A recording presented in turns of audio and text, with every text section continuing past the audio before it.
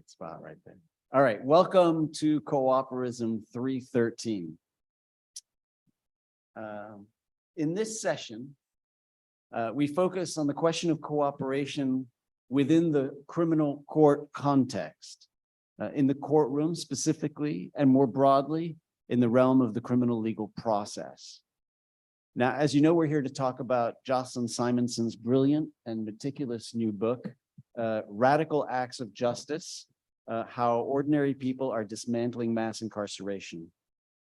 And we're here to talk about it not only with my brilliant colleague, Jocelyn Simonson, the author of this powerful book, but also with two extraordinary individuals, organizers, social justice advocates, Tracy McCarter, who you may all know from the Stand with Tracy campaign that surrounded her criminal legal ordeal, and Osyrus Bolly, who joins us from Little Rock, from the Little Rock Freedom Fund and the Arkansas Public Policy Panel. I'll introduce everyone a little bit more formally in a few minutes. Now, in her amazing book, Jocelyn shows us how people are joining together today to form powerful coalitions to resist and challenge injustice in courthouses throughout the country, and together to build new and a more just society. Jocelyn takes us into the new world of bail funds, the Chicago Community Bond Fund, the Philadelphia Bail Fund, the Bronx Freedom Fund, the Lorena Borges Community Fund in Queens, the Massachusetts Bail Fund, the Brooklyn Community Bail Fund, the National Bail Fund Network, the National Bailout Collective, just all around the country. People have been coming together to support people caught in the criminal legal juggernaut. Meanwhile, other people are coming together to witness, to document, to contest courtroom practices. Here too, Jocelyn takes us into this new world with Court Watch Baton Rouge, Court Watch NOLA, New Orleans, Court Watch New York City, Philadelphia Bail Watch, Court Watch Massachusetts, Fund for Modern Courts in New York State, the Court Monitoring Project, the Prison Reform Organizing Project in New York City, which is founded among others by Zora Ahmed. Again, around the country, these groups are transforming the criminal process, bearing witness. And of course, an organization like that, the Court Watch New York City, it not only provides eyes and ears in the courtroom to make a record of what's taking place, but also engages prosecutors on social media, then issues reports like the one titled Broken Promises that Jocelyn discusses in her book, and that takes on to task the Brooklyn and the Manhattan District Attorney's offices for not living up to their electoral promises, that push for accountability and transparency, and of course interlock then with other forms of radical acts of justice, like participatory defense techniques, as we saw in Tracy McCarter's case. Now, already you'll have noticed from the blog post introduction and from Jocelyn's really fascinating response essay that there's already a conversation brewing here online, an ongoing conversation about the relationship between these acts, these radical acts of justice that Jocelyn describes so beautifully in this book, and the concept and issues surrounding cooperation. So I had set forth a list of questions for us to focus on tonight to kind of give us a theme for this particular seminar. I was asking very specifically, what does cooperation look like in the criminal legal field?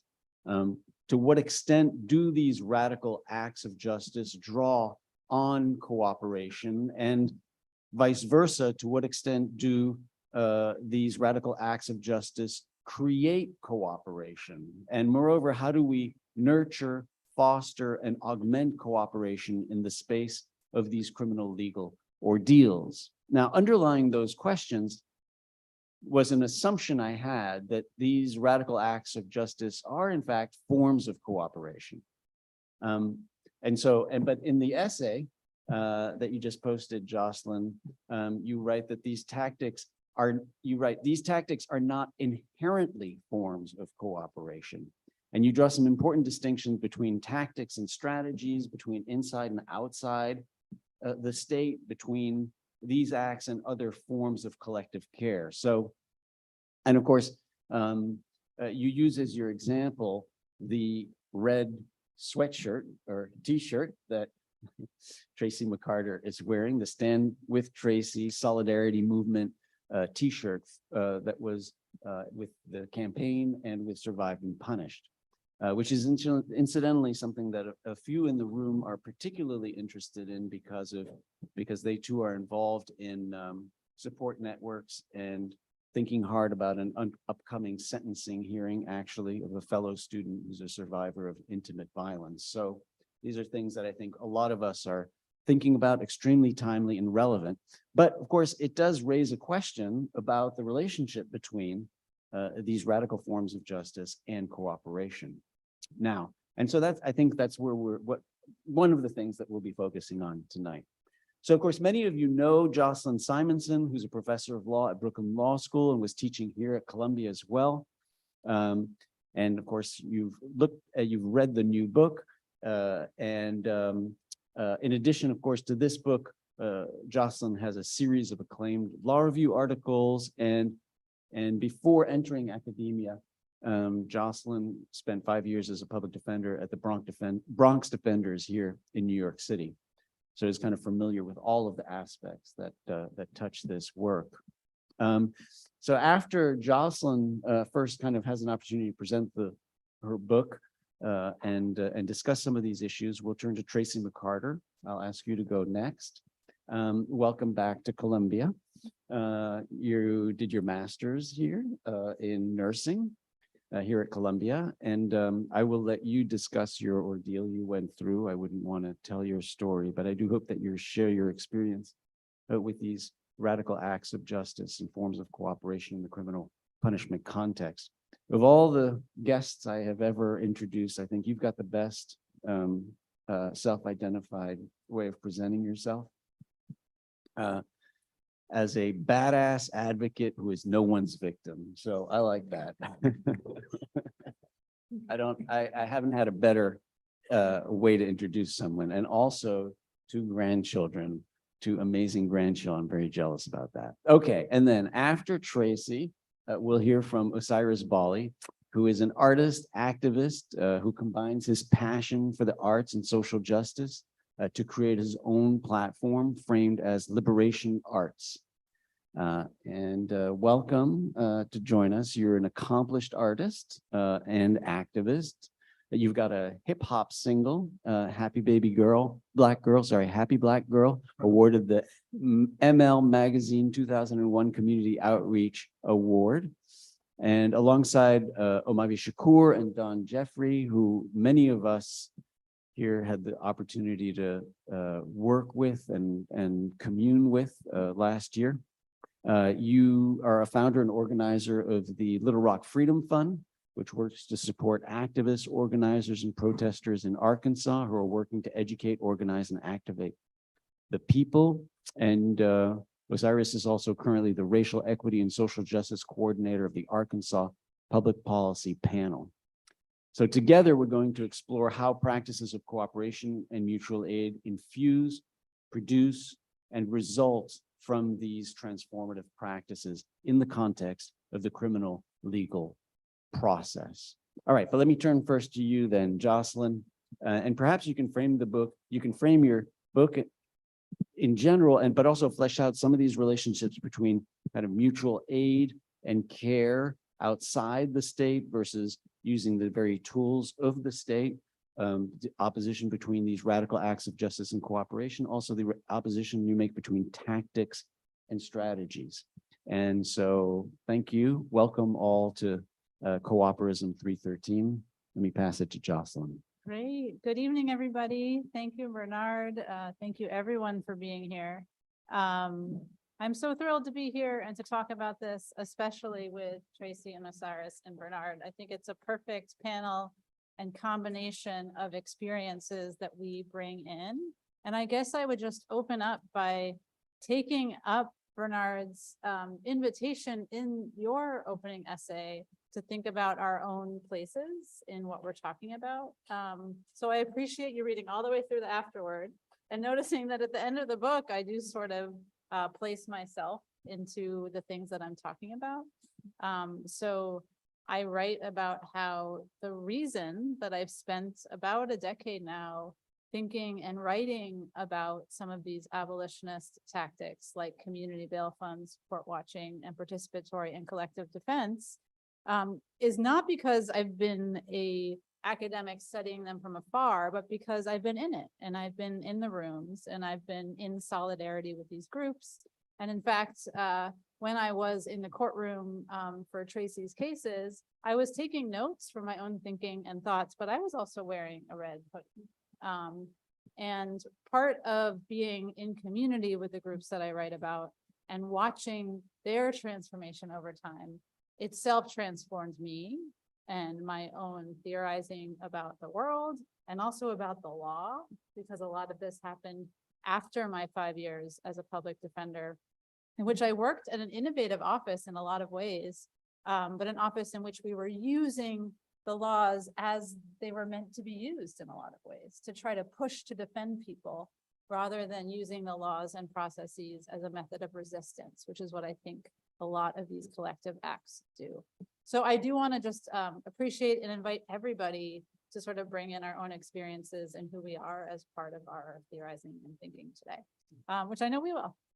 So I appreciated that addition in there. I came to write this book and to focus on these tactics because they were the ones that I was seeing around me, in which people were coming in to criminal courtrooms, which in New York City are absolutely packed with poor people of color sitting in the audience, required to be quiet, to sit there and to watch case after case after case after case, person after person in handcuffs, the state enacting this violence on individuals, but in a world, for the most part, of strange decorum and quiet, and not always people paying attention. And I spent a lot of years in those courtrooms. I found them incredibly frustrating. They also led to sort of some of my first legal thinking about where could there be collective resistance. And then along come community bail funds, which are a long-standing tactic, but one that renewed around 2011 in the Bronx, and then again around 2015, when there were 3 or 4 community bail funds that were active, and then by 2020, more than 100. So it's a tactic that comes along and seems to really expand in the past decade.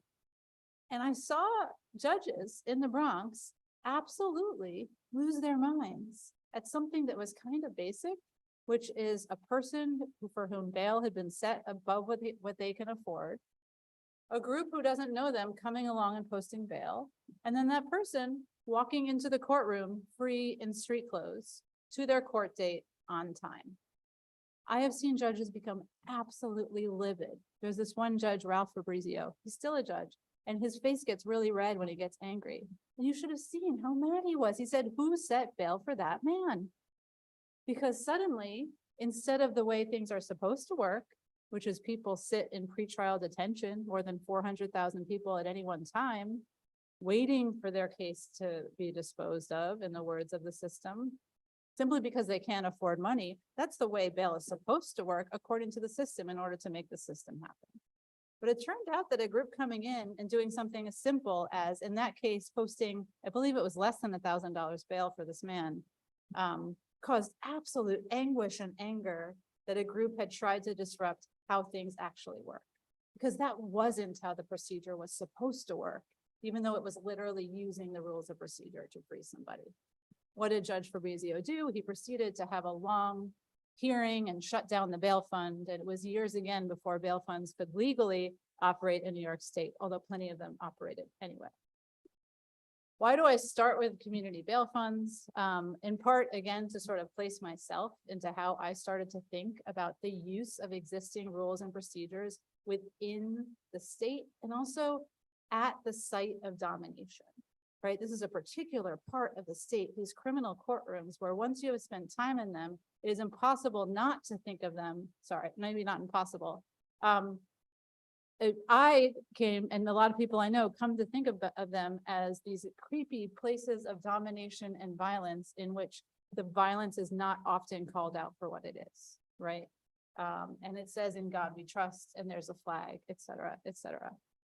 And so I started to notice these rise in the use of tactics in which collectives of people were coming together and using the tools of the system to materially help individuals, right? Setting bail for one person, with court watching, sitting in a courtroom and observing what's happening to multiple people in a row, or with participatory defense, a hub working together over time on individual cases in a place like Knoxville, Tennessee, meeting weekly every Monday for 7 years now to see what ongoing cases people have and how they can participate in those cases, or to collective defense of the kind that Survive and Punish New York did and continues to do. It's an ongoing group, right, in Tracy's case, which is to show love and support for one person going through the ordeal of criminalization, and then also connect that criminalization to something larger. So part of the reason I mentioned the shirt is that you should have seen these courtrooms. It's like these boring brown wooden Manhattan criminal court. And then one side of the courtroom was just packed with this bright red color. And it says stand with Tracy, but it also says free them all. Because it's not just about Tracy. It's about making a broader point that criminalization is just not okay for criminalized survivors, but is not okay for everybody. And so I was seeing these moments of resistance, and they can seem so small, but when you're in them, they feel really big. Part of the way they feel big is because you can see the system bristle and push back against it. I wrote about that a little bit in the essay for introduction. Judge Diane Kiesel in Manhattan really could not handle the collective support for Tracy. So you see it in the reaction and the backlash, and we can talk about Atlanta if we want, about renewed forms of criminalization as backlash. But you also see it in something else, which is maybe where coöperism comes in, which is that it's not just about the collective unearthing a contradiction, although it is about that, right? It's the people sitting there saying, you're not the people of the state of New York, we're the people of the state of New York. Or it's a community bail fund saying through their action, you're setting bail to protect the community, but we're the community, and we feel safer if you release that person. Or it's a group of people getting together to create a people's budget in which they reimagine the entire budgetary category of public safety so that it's not policing and jails as we automatically think it is, but rather as something else. So they're unearthing these contradictions, but they're doing it collectively. And this is essential. And this is the part that to me feels close to coöperism and also feels to me in parallel with some of the moments in your book, Coöperism, which focus on actually existing things that people are doing collectively right now. That's to me what's so exciting about the things I call radical acts of justice. They're not abstract. They're incredibly concrete and incredibly material, and they can lead to literal freedom, even if they don't always lead to literal freedom. And so if you think about it as people getting together and caring for each other, then it does resemble mutual aid. I believe, for instance, that survived and punished groups that collectively take care of somebody, work together collectively, take care of each other, as I understand it from spending a lot of time with people in Tracy's group, they were actually living out a form of mutual aid. And that form of mutual aid becomes not only help for each other, but also a form of resistance that unearths this contradiction, this inevitability that the system claims it has as a place of justice, when actually you're seeing justice lived out by individual people. So to circle back to coöperism, what do I mean by the difference between tactics and strategies? Well, a group getting together to post bail for somebody isn't on its own radical and isn't on its own cooperative. Because in New York City, the city actually pays for a tiny bail fund that posts bail for cases so that judges can post bail in cases to have political cover for what they're doing, and then the bail fund can pay that bail. True story. That's part of what city council does. So that's not radical, right? That's a tool of the state in which it outsources money to a nonprofit that then pays bail and becomes part of the system. Some community bail funds have stopped their operations, including in New York, out of worry that they are being used in some way to fill loopholes in reformist ideas, and so therefore legitimizing the system. So what makes these acts radical is when they are working in the resistance. It's when the judges are getting livid at them, rather than when the judges are saying, has anyone seen the community bail fund? We could really use them in this case, right? That's not the goal. It's unearthing the contradiction. And so that's how it would be a tactic, whereas a strategy in the context of what's happening that can shift. And so there, it seems to me that the cooperation becomes in how people are relating to each other, which I think echoes some of your definitions, but also in how people are relating to the state and the domination of the state, which I'd be curious to know if you think feels different or not different. It's not that I think being radical and redefining justice and public safety requires using the tools of the system. I don't. But what I write a book about is how people are collectively using the tools of the system to unearth these contradictions, engage in ideological battle, and redefine justice and safety. And so I would love to stop there and maybe bring up some of these themes as we go along. And if Tracy's next, invite Tracy to talk about. Definitely. Yes. Thank you so much, Jocelyn. That was really great. Really helpful.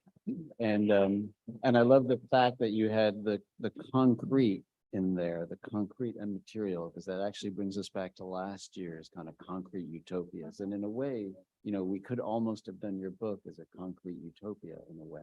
So thanks so much. And we'll come back to many of those themes. But yes, Tracy, please. Although I am introduced in Jocelyn's book, one of the first things that you lose when you become a defendant is your voice. Therefore, I'm going to take this opportunity to introduce myself and my case to you. My name is Tracy McCarter, but the label that I wear now is criminalized survivor. And as Jocelyn mentioned, that's a person who's lived through domestic, sexual, or other forms of gendered violence, who's charged for their act of survival. It's not always just self-defense. It could be that you were forced to commit a crime, but you were forced to do it under the guise of abuse. On March 2nd, 2020, I was living separately from my husband due to alcoholism and violence. He had a well-documented history of attacks against me and others when he was drunk. Though I was attacked in my own home, and New York State has castle defense law, I was not allowed to invoke that law. The reason is, as a Black woman, I'm not a person. I learned that by the way that the system treated me, because there was no other explanation that my lawyers could give me that would explain why I wasn't allowed to defend myself in my own space. The prosecutor assigned to my case, ADA Sarah Sullivan, claimed I never said it was self-defense, despite the 9/11 transcript, the multiple body cameras worn by the police, and my neighbor's statement to the police, all demonstrating me repeatedly stating I was attacked. Instead, she argued that I committed murder and that I was a flight risk, and the judge denied bail and ordered me to Rikers pending trial. After several weeks there, I received 3 letters around the same time. There was a letter from a Court Watch volunteer, which I know you guys read about Court Watch. Her name was Erica, and she had witnessed my arraignment. I also received a letter from 2 women who volunteered for a group called Survived and Punished New York, and they had heard about me from Erica. I also received a letter from a fellow detainee at Rikers who said they worked in the law library and wanted to date me. At the time, I had no idea that anyone other than my family and my lawyer knew I was at Rikers. So the letters freaked me out, especially that last one was rather weird. So I ignored them because also I had proof. I knew that if I told the prosecutor what happened to me and showed them proof of what happened to me and why I was afraid, I would be out of Rikers in a minute. So I told my lawyers about a video that showed my husband attacking me when he was drunk. Not that night, but another day. But at the bail hearing that took place on April 30th, 2020, Sarah Sullivan would instead say about that video, the defendant says He, meaning my husband, then put her into a chokehold, which I don't doubt. It's not entirely clear from the video, but at some point the phone goes down so you don't see what's happening. It's quite possible he puts her into some sort of chokehold, but it would have been for a very short period of time. Later in that same hearing, she points out a text message from my phone where Jim says to me, "You pulled a knife on me, but I was nowhere near hitting you." To which I reply, "You put me in a chokehold once before, and I was afraid you would do it again." She says about this that what I am kind of saying here about my attack that night, that to her is not sufficient evidence. It's like the same thing. So it's not sufficient to say that I deserve to defend my life. So she admits to knowing I was experiencing the most deadly form of domestic violence, strangulation, but she just didn't care. I left that hearing knowing that I was so out of my depth, and my lawyer wasn't helping me to understand how the court could just ignore evidence. I was pretty naive. So I decided to call those weird women who had written me those letters and ask them if they could help me understand what happened. Sadly, what I learned was that my case was not unique. In fact, this was typical for women like me, especially brown and Black ones who defend ourselves against deadly abuse. I add here, in case you don't know, my husband was white. I believe that influenced the ADA's reaction to me. So I'm introduced to participatory or community defense. This small group of folks decided to come to me and form a collective defense campaign that supported my needs, like Jocelyn mentioned, arising from my prosecution. So it was material needs. I needed to pay my rent. I needed to eat. I needed therapy. It was calls to organize to demand my release because I was still at Rikers, and also to end my prosecution, as well as to draw the connections to the larger advocacy work of free them all, because the system works for no one. The role of this team was and is very different from my legal team. I say is because though my criminal case is over, as Jocelyn pointed out, they continue to support and advocate for and with me to this day. In fact, one of my team members, Siobhan, is in the audience here because it's hard to show up and do things like this and talk about the worst nights of your life in front of strangers. These volunteers are from many different professions and experiences. Some are survivors themselves of different types of gendered violence. They have an incredible breadth of knowledge, passion, and lived experience. And I got amazingly lucky with my team. They're brilliant. We decided to go with the tagline, "Stand with Tracy." And so we are the Stand with Tracy team. My lawyers, I ended up with 4 pro bono law firms, not lawyers, firms that were excellent legal advocates. And I couldn't have done this without them. But let me tell you, none of them could help me the way that the community helped me. That's not to say it was an easy alliance. Lawyers don't like being given advice. Lawyers don't like challenging the decorum of the court. And let me tell you, it's dangerous to challenge that decorum. I was aware of that every single time. The reaction to people showing up in red shirts made that judge hate me. And I don't use that term lightly, but I argue she already hated me by the fact of the way she was treating me in that court and using a t-shirt against me. So that was just an excuse. One of the first victories that I got in court didn't come from my lawyers. It actually came from a suggestion by my Stand with Tracy team. They decided to connect me to a reporter. Yeah, you should have saw how that went over with the lawyers. They said, absolutely not. In no way are you going to talk to them. I said, well, you talk to her, because if you don't talk to her, I am. I'm stuck at Rikers 6 months into the pandemic and I have to get out of here.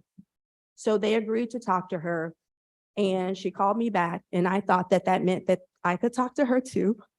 And I did. I gave her information on the record. And let me tell you that wasn't the way to go for lawyer. But thankfully, she kept some of my quotes in that first story because I believe it was my voice shining through that got the story picked up by the Wall Street Journal.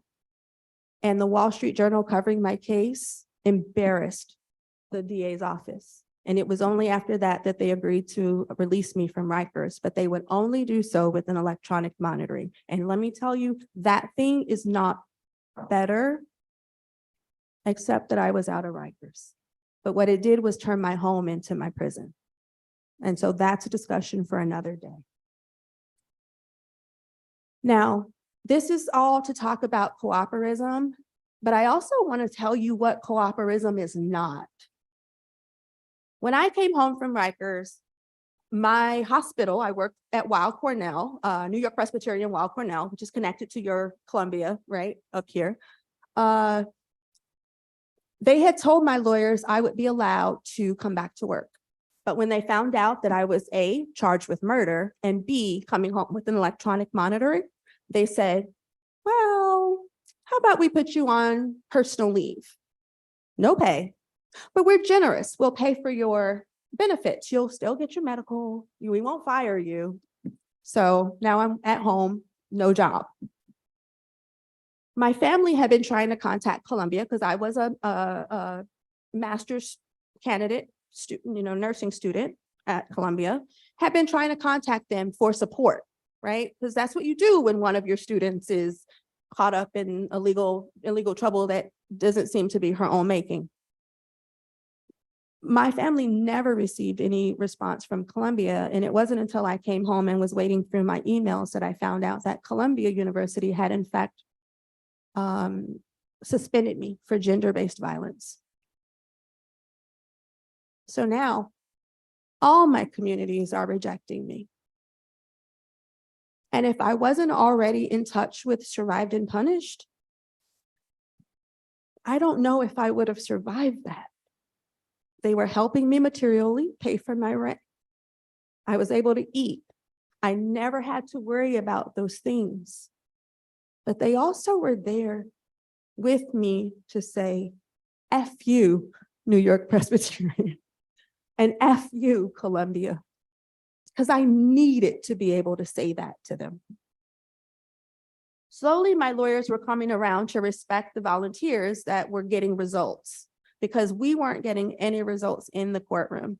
I made my lawyers ask for bail maybe 8 to 10 times. You don't do that in a New York City courtroom. It wasn't even allowed until recently that you could just ask for bail any old time, but you had to have a change of circumstance to be able to ask for bail. Now that law was changed, but judges don't catch up to the changes in the law, let me tell you. And so I would get a lot of pushback from the judges that were like, well, what is the change of circumstance? And I would tell my lawyers, no, you tell them that they don't have to have a change of circumstance. And my lawyers are like, we don't talk to judges that way. What are you suggesting? One of the things that Survived and Punished also did for me and the Stand With Tracy team specifically, they gave me courage and they gave me heart and they made it possible for me to maintain dignity and the ability to advocate for myself. I know without a doubt that if it were just me against the lawyers would have convinced me that I just sit there in that chair and I just keep my mouth shut and I'm a good little defendant and I'm gonna hope for the best. Survived and Punished gave me the courage because I saw other women also fighting and winning their battles. And it really gave me the courage to keep fighting. Participatory defense teams show up for you in court, sometimes just silently with their presence. But they also have expertise that they can leverage on your behalf. And it is a careful balancing act with the legal defense that my team seemed to pull off pretty perfectly. Even just the presence of the interested public filling pews is powerful stuff. And I witnessed how threatening that can feel to a judge who is used to absolute control within those walls. If you want to know how effectively participatory defense can be, I urge you to read the ruling issued on December 2nd, 2022 by Justice Diane Kiesel dismissing my case. It is linked in a New York Times article on the dismissal titled "Judge Criticizes DA for Halting Prosecution of Woman in Husband's Death." Literally look it up. That ruling is 11 pages of vitriol towards the public campaign waged to secure that dismissal. In that ruling, she complained how she was powerless to force the DA to continue to try me. She lamented that she could find no legal argument to order a special prosecutor. She spent much of page 6 listing things that she herself had ruled were too prejudicial for the prosecution to use at my trial. I think it was an effort to embarrass me. I assure you, Diane, if you're listening, you only embarrassed yourself. Your ruling included an epilogue, for God's sake, as if you were writing the next great American novel instead of a legal document. That joke of a ruling showed her to be a typical judge, anything but a fair arbiter of the truth.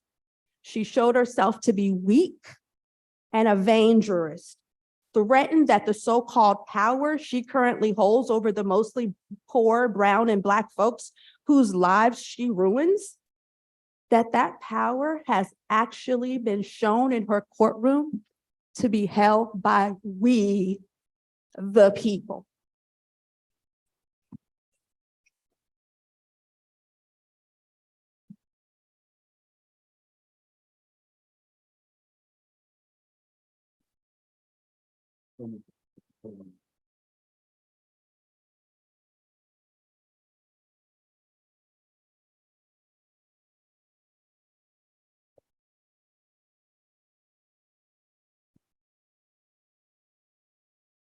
Thank you so much, Tracy, for sharing that with us, for trusting us to share that with us. And I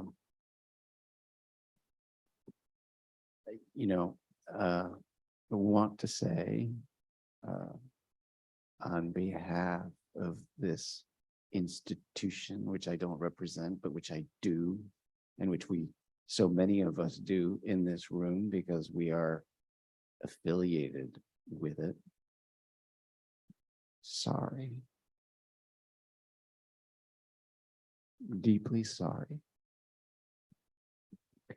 This institution fails a lot. But you should know that we all are Columbia, and we're with you, and we are, and so, yeah, on behalf of Columbia, I'm sorry.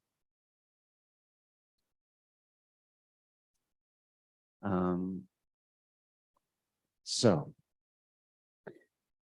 Osyrus, why don't you jump in? Good evening, everybody. You said something right then, you know what I'm saying? You admitted that the institution failed. And a lot of times, you know what I'm saying, it's not just institutions or higher learning that fail. It's the system. It's our own communities. A lot of times we fail to protect Black women. And this is pretty much part of the reason why I'm here today too. My name is Osyrus Bolly. I'm an artist, teaching artist and an activist.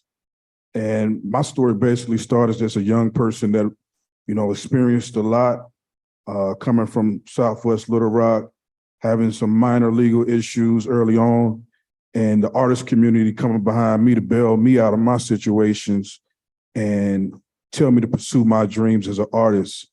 But a big turning point for me as an artist and as a community organizer came in 2012 when a fellow artist and a friend of mine was killed. His name is Ernest Hoskins Jr. And he was killed at a work meeting in Arkansas. by his employer. Point blank range, who put a gun to his head and shot him in front of the other employees during this work meeting. This same person that murdered my friend went on for at least a week without being charged. And it took the pressure from me, his family, friends, and the public for Ernest Hoskins' killer, Chris Reynolds, to be charged with murder. And then it was downgraded to manslaughter, even though he clearly put a gun to my friend's head and shot him in front of witnesses who testified and went on record saying that they saw their employer do this in the work meeting.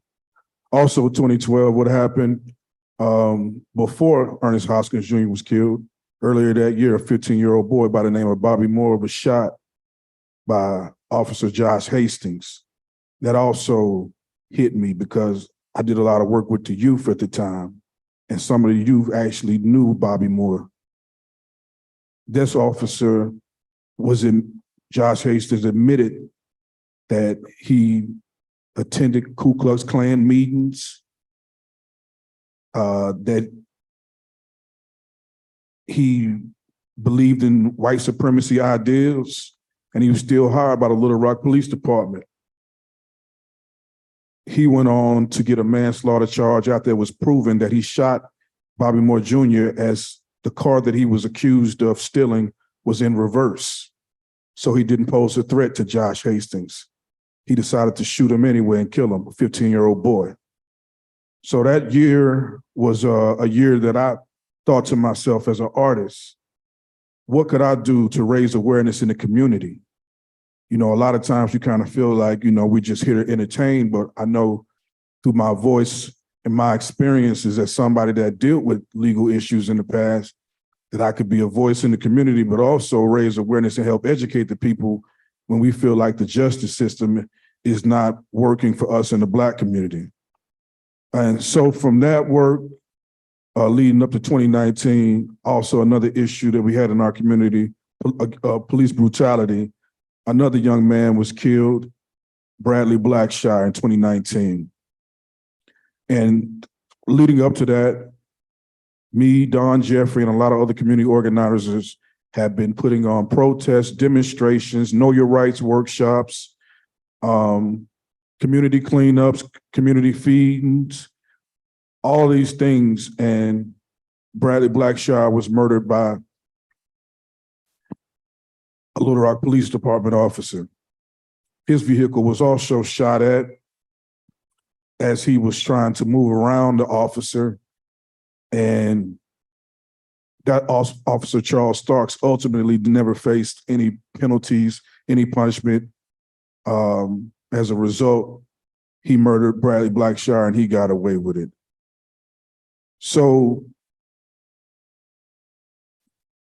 my work with social justice started in 2012, but I look at it like it started before that because I always had that rebellious spirit in me that when I see injustice, I'm going to figure out a way to rally the community, educate the community, and make sure that we build a base of people that can fight whenever it's time to fight. In my role at the Arkansas Public Policy Panel, I took that hot anger that I had, that I was in the streets with doing protests, demonstrations, civil disobedience, and I turned it into a way where we can advocate on the policy side. With my job as a social justice and racial equity coordinator, I'm able to examine policy and look at the racial inequities in the system, assess how the impact affects communities, and go to the legislative session and hopefully look for those equitable solutions by showing people what are the disparities in the system, in the law. And we prioritize the issues that promote fairness and justice. A lot of times this movement is not intergenerational. So in particular, I look at how I was as a young person who wanted to be an activist, but had no direction because a lot of times the gatekeepers in the different movements don't allow youth and young adult participation in the process. So I focus purposely on youth engagement and advocacy.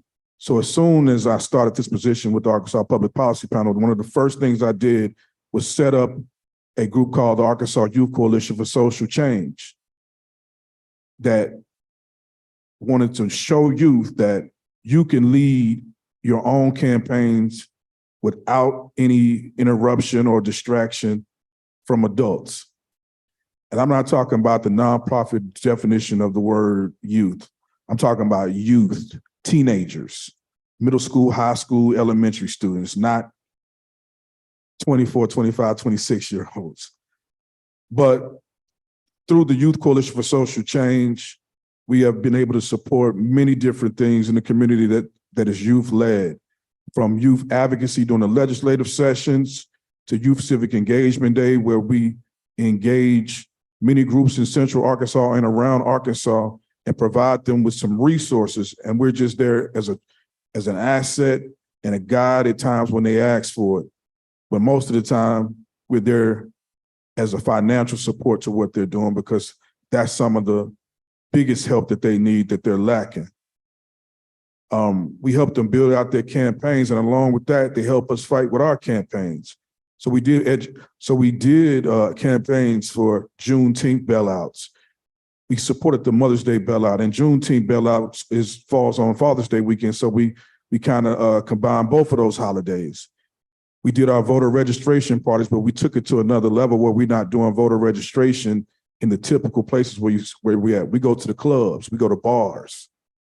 We talk about what's on the ballot. If they're talking about recreational marijuana, then that's how I engage you with that topic.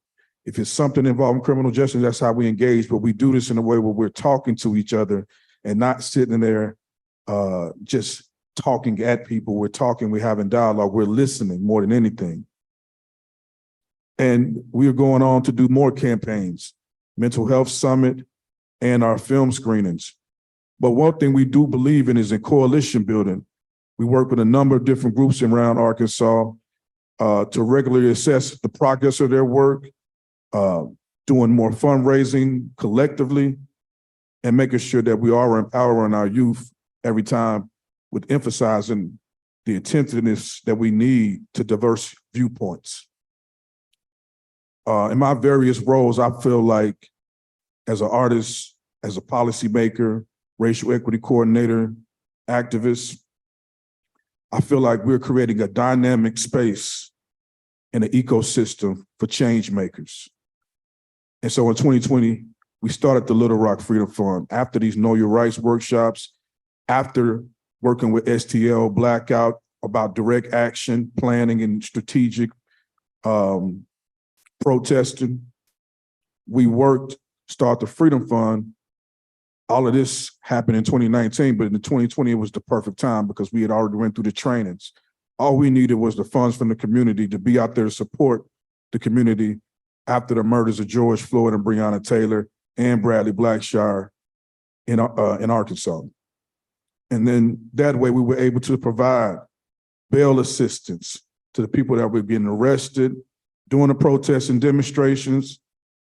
We were able to get legal help for some of the people who didn't have the money for that or didn't want to depend on the public defender. Because many of you all know that these public defenders a lot of times are overworked, underpaid, and just don't have the time to fight the best cases for their people. So we help on that end, and we go find the lawyers that are able. We built, I hate to use the term networking, but we built relationships with attorneys to where we're not always just asking them, hey, come help us with this. No, come out to our events, talk to the people, learn more, help us do the Know Your Rights workshops. Every Know Your Right workshop, we make sure that our attorneys are there with us that believe in what we got going on.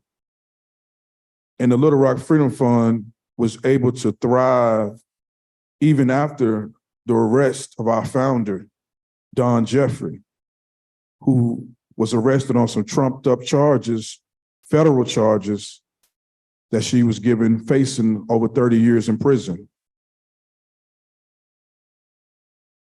And in my role as just a supporter, because the Little Rock Freedom Fund was something that Don Jeffrey first brought to me, it was her idea. I did not want to see the Little Rock Freedom Fund end while she was incarcerated for over 18 months. And that brings you back to the point about protecting Black women. So oftentimes through history, Black women have not been protected. The work that Black women have done in the social justice realm is forgotten. We hear a lot about Martin Luther King. We hear a lot about Medgar Evers, but we don't hear enough about Ella Baker. We don't hear enough about Fannie Lou Hamer. We don't hear enough about Daisy Bates. We don't hear enough about Ruby Robinson. These are women that built movements and sustained movements that are still alive and they're thriving today. And Dawn Jeffrey is home after 18 months because we did not forget about her. That's part of participatory defense. It's not just providing the legal resources, it's being there for the family. It's telling her story through storytelling. It's being there in the courtroom to provide the court watch and the support. It's making sure that her daughter has presence on her birthday while she's away. It's making sure that her mom, if she needs to shoulder the crown or talk to somebody about something, not ignoring the phone call, not ignoring the email or text message. I'm gonna get back with you if I can't pick up this phone for you. You know what I'm saying? It's about that overall community support. It's about every time we did a flyer about our event that we had going on, free Dawn Jeffrey on every flyer, making sure her picture, because the media will use that mug shot over and over again. The media will use the picture of the shouting Black woman like she's angry. So we're gonna show her with her family. We're gonna show her smiling. We're gonna show the work that she's been doing in the community. And that brings me to a point about the book. What I love about the radical acts of justice in the book is it talks about the community bail funds. And one of the first things that I noticed was they talked about in 1970, that's the best comparison to the bail fund today, with the women's bail funds, which included Angela Davis, Afeni Shakur, and how women were building communities inside that jail to be of assistance to the community. That's the exact same damn thing what Dawn was doing. You wouldn't believe the amount of calls I was getting while she was incarcerated 18 months in 2 different jails.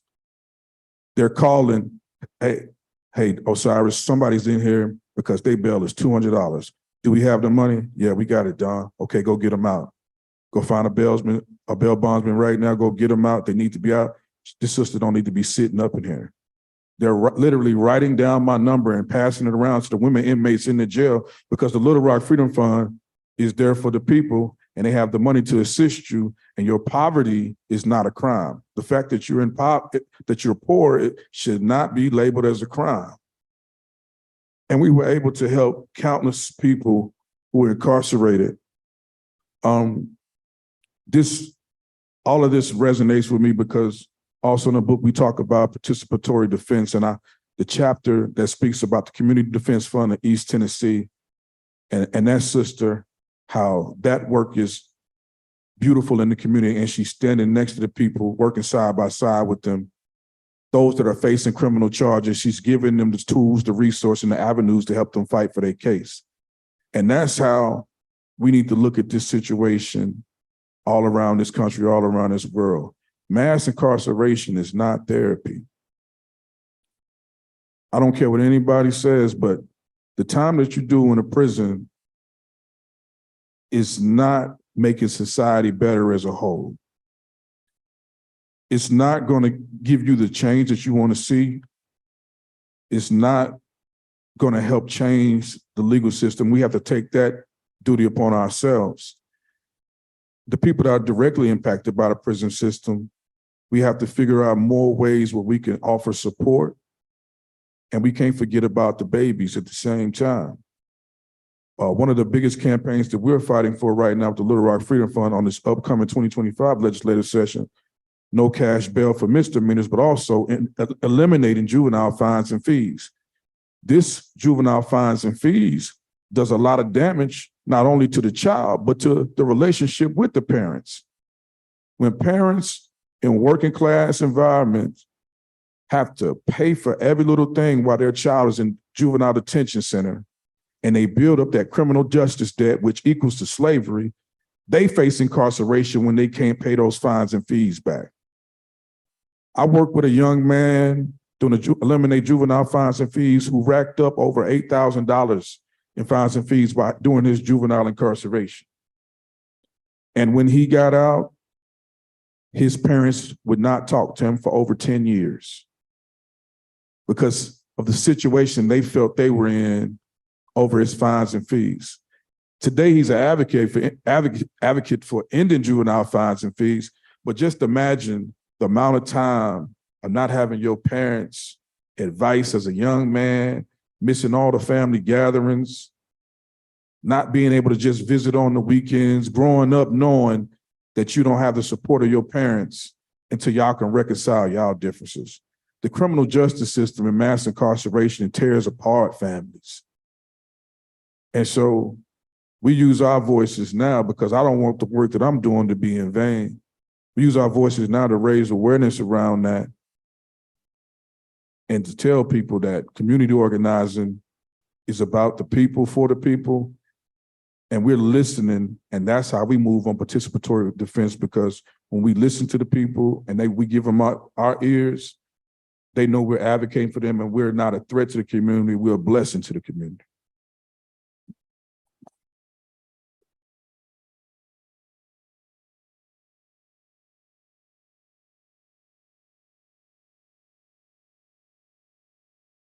Thank you so much, Osyrus. These are powerful stories of cooperation, really powerful.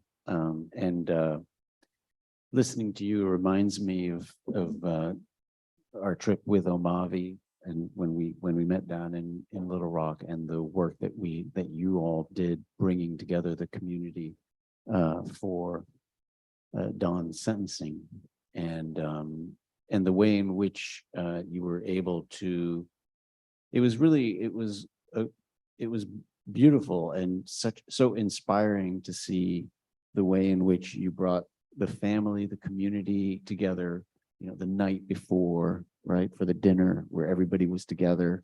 And then everybody came back the next day for the sentencing and just packed the courthouse completely. I mean, the judge, this was in federal court, and the judge was visibly moved. I think the judge was very different than your judge. Although very formal and very by the book, but was visibly moved that the courtroom was not only was the courtroom packed, they had to create an overflow room for the video, right? And the judge was extraordinarily, I thought, receptive, although trying to be formal and keep his distance, was really receptive to what you had done and how much community support there was, and seemed very respectful of the community also, in trying to, in some way, engage the community. But the work that you did in putting that all together was really, truly powerful and awesome. And it makes me think about this question of and Jocelyn, when you write that these tactics are not inherently forms of cooperation, it really makes me think about what is it about them that are different than other typical forms of cooperation that we generally think about, and in contrast. So a worker cooperative, right, or a consumer cooperative, et cetera. And actually, as I was sitting here thinking about it, I went back to W.E.B. Du Bois's study from 1907. So as you all know, and I know I saw, John, you're reading Black Reconstruction in America right there. Most incredible book. Of course, W.E. Du Bois was one of the strongest proponents of cooperation within the African-American communities. And of course, it's all over Black Reconstruction in America from 1935, and that short essay that he wrote in 1935 called A Negro Nation Within the Nation, right, that he published in 1935, arguing for a separate cooperative society among African Americans. He also had this study in 1907. It was called Economic Cooperation Among African Americans. I mean, the formal title, if you're looking for it, is Economic Cooperation Among Negro Americans from 1907. And it's a remarkable compilation of forms of cooperation within African American communities. It doesn't get any attention, in part because it's somewhat, I mean, it's kind of formal. It's social, very social sciencey and whatnot, by contrast to his other extraordinary works like The Soul of Black Folks and Dark Water and of course Black Reconstruction.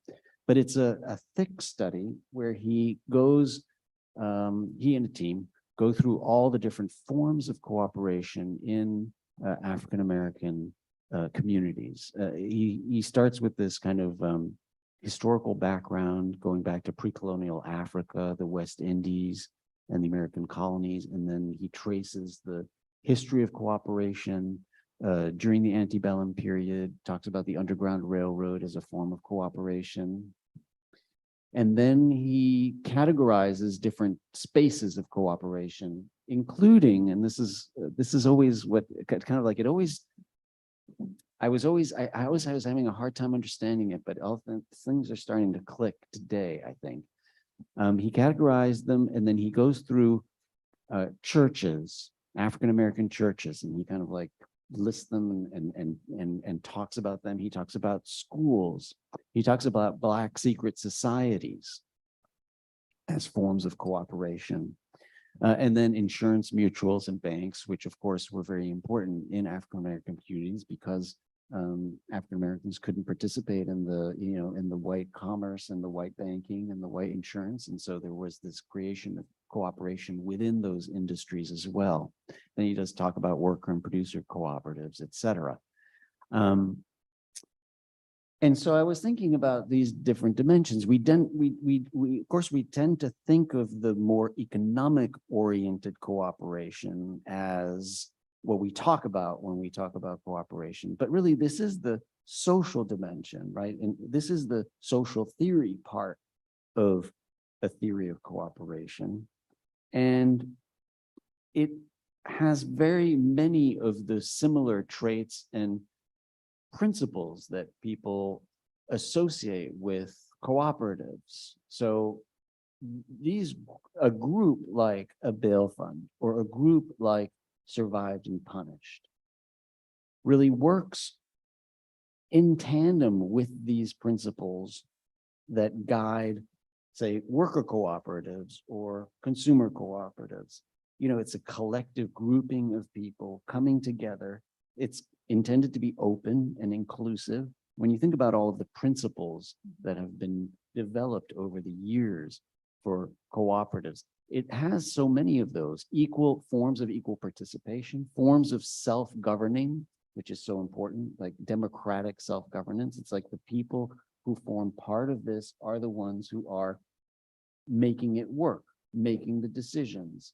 It doesn't have kind of top-down hierarchical structures, but it's kind of equal. People participate and respect each other in ways that, in fact, reflect these values that are part of the traditional entities that we think of when we think about cooperation. So, and in a way, they too use the tools of the state, right? So here, clearly, the bail fund is using a tool of the state. In other words, you talk in your book about this question, about the issue of the famous statement that you can't dismantle the master's house with the master's tools, right? That these are sort of using the tools of the state, but of course, it's true of cooperatives as well. When we spoke with Kalia Kuno from Cooperation Jackson, it was clear that there was a real astute legal form that these cooperatives are taking. In Mississippi, they had to incorporate them as LLCs because they don't have a cooperative statute that's not for agriculture or utilities, right? So they're using the tools as well, right? They're using the state's tools. They're figuring out how to do it. They could incorporate through a cooperative structure in another state and then get a license.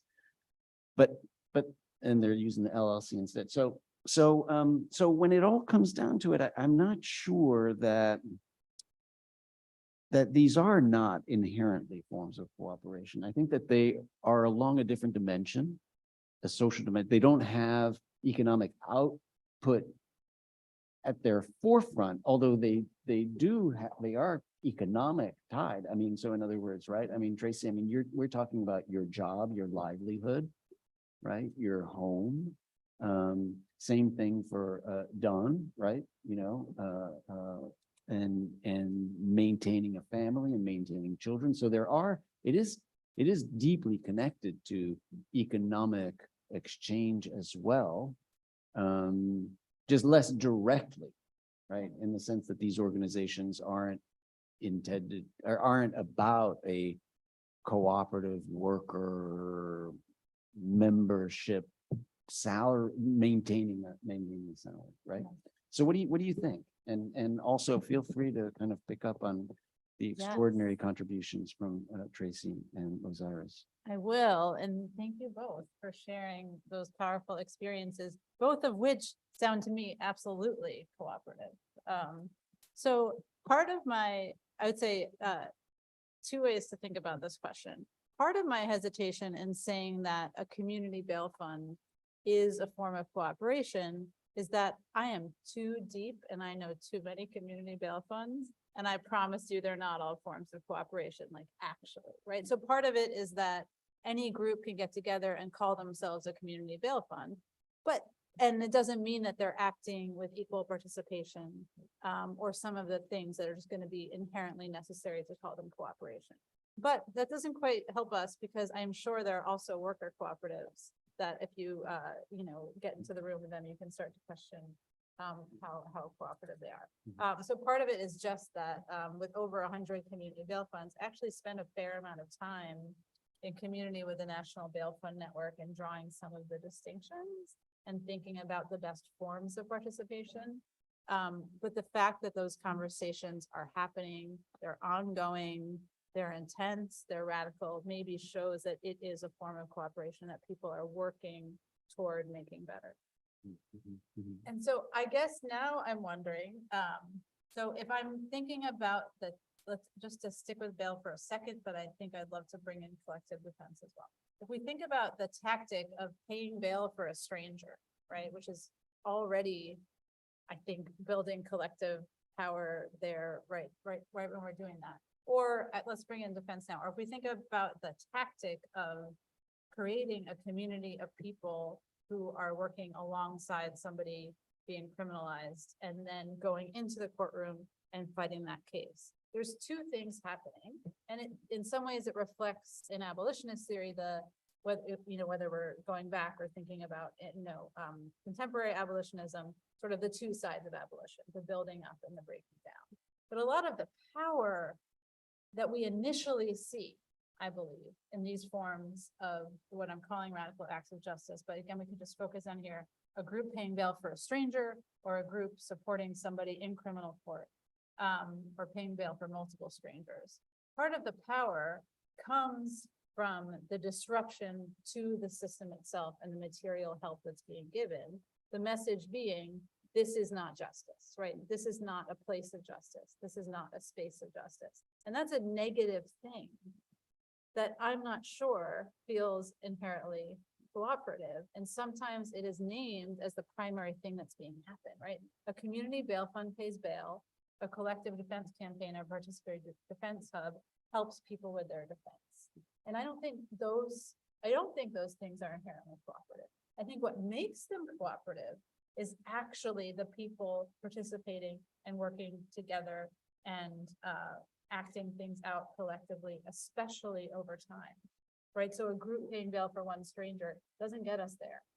with that group paying bail for then another stranger, then another stranger, then another stranger, being in community with each other, perhaps supporting the people who they paid bail for, then I think maybe we're getting to more of a form, right? This is something that's not just a tactic of a group, but something that's taking on an organization that feels to me like it more resembles the really well-organized examples of coöperism in your book, including transformative justice hubs or mutual aid or any number of configurations outside of the state. And I'm not sure if, the language of cooperation is necessarily used in this spaces, but you can also just think about it as care or even love, like a workers' cooperative is a very loving thing. And so is the Stand With Tracy campaign. It is just a group full of love, whether they're on Zoom or in person together or on the phone or any number of ways. They've been meeting for 3 years now. And so I don't know what you think, but it's almost like it's cooperation. It's not cooperation plus, but it's like cooperation isn't as central to what's happening. But the building up of the abolitionist side, right? The actually showing. So we're going to say the words, this isn't justice, right? This courtroom is not giving justice. We stand with Tracy. This prosecution is not justice. That doesn't mean that dropping the charges is justice. That's not justice. The whole thing was injustice. Where we can start to figure out the meanings and the understandings of justice would be on the more cooperative side, would be in this group continuing to live out and learn together. They're reading theory. They're not, they're reading Black feminist theory. They're thinking and acting, and now they're out in the world doing amazing things and living out this other idea of justice. And maybe that is more cooperative. I don't know. Yeah, no, that's really helpful. And actually, in a second, maybe I want to turn it back to you, Tracy, to think about or to tell us a little bit about your reaction to some of these words, because you spoke about care, which is an important, there's a whole theory, there's a whole well-developed philosophy of care, Joan Tronto, but care is a very important word in this context. You spoke of love. Sometimes people talk about mutual aid. A lot of people, it's a very common term, although I have some hesitations about, so I'm not sure if what we're talking about are forms of aid. So I'm a little bit, but I think in a second, I do want to turn it to you, Tracy, to ask you about some of these words, or what are the words that come to your mind in this enterprise, in this community building. And also Osyrus, I also would love to invite our friend, first of all, Omavi, who was very much involved with Osyrus in all of these efforts, but also our friend, was it Chanel? I'm sorry. Siobhan, I'm sorry. Siobhan, if you're, okay, so maybe it was members from Stand With Tracy also to talk about their experience and what that was like. I don't want to put anybody on the spot, but I definitely, like, it's open mic if you are willing to talk about the work and what it's like. So then let me first though turn to you, Tracy, and ask, like, which of these words kind of resonate with you? As you're listening to Jocelyn speak, and yeah. Definitely care and love are central to the work that we did and do. It's a constant kind of stress of making sure we're not just upholding the systems, right? Because it could look like what we did was just good work. For 3 years, you show up, you help support someone, and at the end of it, they go home. That's a success. But it isn't, because for 3 years, that life and the life of their families, the life of your families, the life of the greater community was actually disrupted. And so I think we have to be very careful not to think of this in just positive, feel-good terms. This feels not good, but our experiences with each other, we have to try to make sure those feel good. And to Jocelyn's point about, earlier point about being careful that we don't just legitimize the state. That's a constant struggle in these sorts of spaces. And I'm going to give you an example. There's an organization called Sanctuary for Families. They are responsible for helping me to find all of this pro bono legal help, which is an amazing thing that they did. But it didn't come without strings. That's the difference. The strings that were attached there are that they actually get funded by the city of New York. And they get access to the DA's office for that. So several times they went to the DA's office to try to advocate on my behalf for my dismissal. They were unsuccessful, and that's not where I blame them. I blame them in that what they do at the end of the day to get that access, that's not cooperation. That's concession. Whenever my case was finally dismissed, one of their members made a statement. They did not ask for my input, and that's very different than my experience with Survived and Punished. Everything was centered around, does this feel good for you? And what they did was they thanked Alvin Bragg, the DA, for dismissing this case, even though he continued to prosecute me for a whole year, knowing that I was absolutely suicidal. And in that thank you, they said, they thanked him along with the trauma-informed consideration of Manhattan District Attorney Alvin Bragg made a life-changing difference in this case. Well, the life-changing wasn't a good word. And I absolutely reject their premise. I reject their cooperation. And so that's why you have to be extremely careful in these spaces that the mutual aid that we provide to women and gender nonconforming folks at Bedford Hills Women's Facility isn't just keeping the system going. If that's all we're doing, that's not love and that's not care. And I struggle with how I become part of this movement without feeling like I'm doing that. Right, So yeah. it's just, it's not Yeah, easy. no, that's so important, right? I mean, because and I think maybe it was at the first Coöperism 113, it was someone had said something like, it's cooperation, no, not co-optation, right? Cooperation, not co-optation, and not kind of working with the state in a way, right? That's the difference. And it does raise this thing about the disrupting. I mean, we started with Save the Atlanta Forest, this and Stop Cop City. These methods as well, of course, there is that they're not cooperative in the sense that they're not cooperating with the system, right? So yes, cooperation among the collectivity, but not cooperation with the oppressive system, right? And so that's where it gets tricky to even use the word cooperation, because these are non-cooperative. I mean, that's the purpose in a way, right? To create separate cooperation or something like that. Osyrus, what do you think about, what are the words that come to your mind most in this work? Just like Tracy mentioned, love, but also relationship building. It's making sure that we're looking out for each other. We're showing love. When we were working with Dawn the entire time during her incarceration,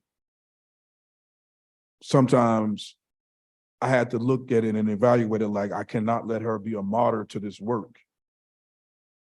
I cannot let the system hand her 30 years and me just be okay with writing, visiting that. I have to make sure that sometimes, Don, we have to spend this money on your attorneys. We're not going the cheap route. We're going to get you the best help possible. And she would sometimes might respond back like, we got to do this, we got to do that. No, we got to take care of you first. You help raise this fund, you help make this Little Rock Freedom Fund become known. So we're going to do the work to make sure you have the best help possible. So reaching out to like people like Aaron Cantu for the Intercept, like, we need national coverage with this story. Can you please look at this federal case and look at the trend that's going on?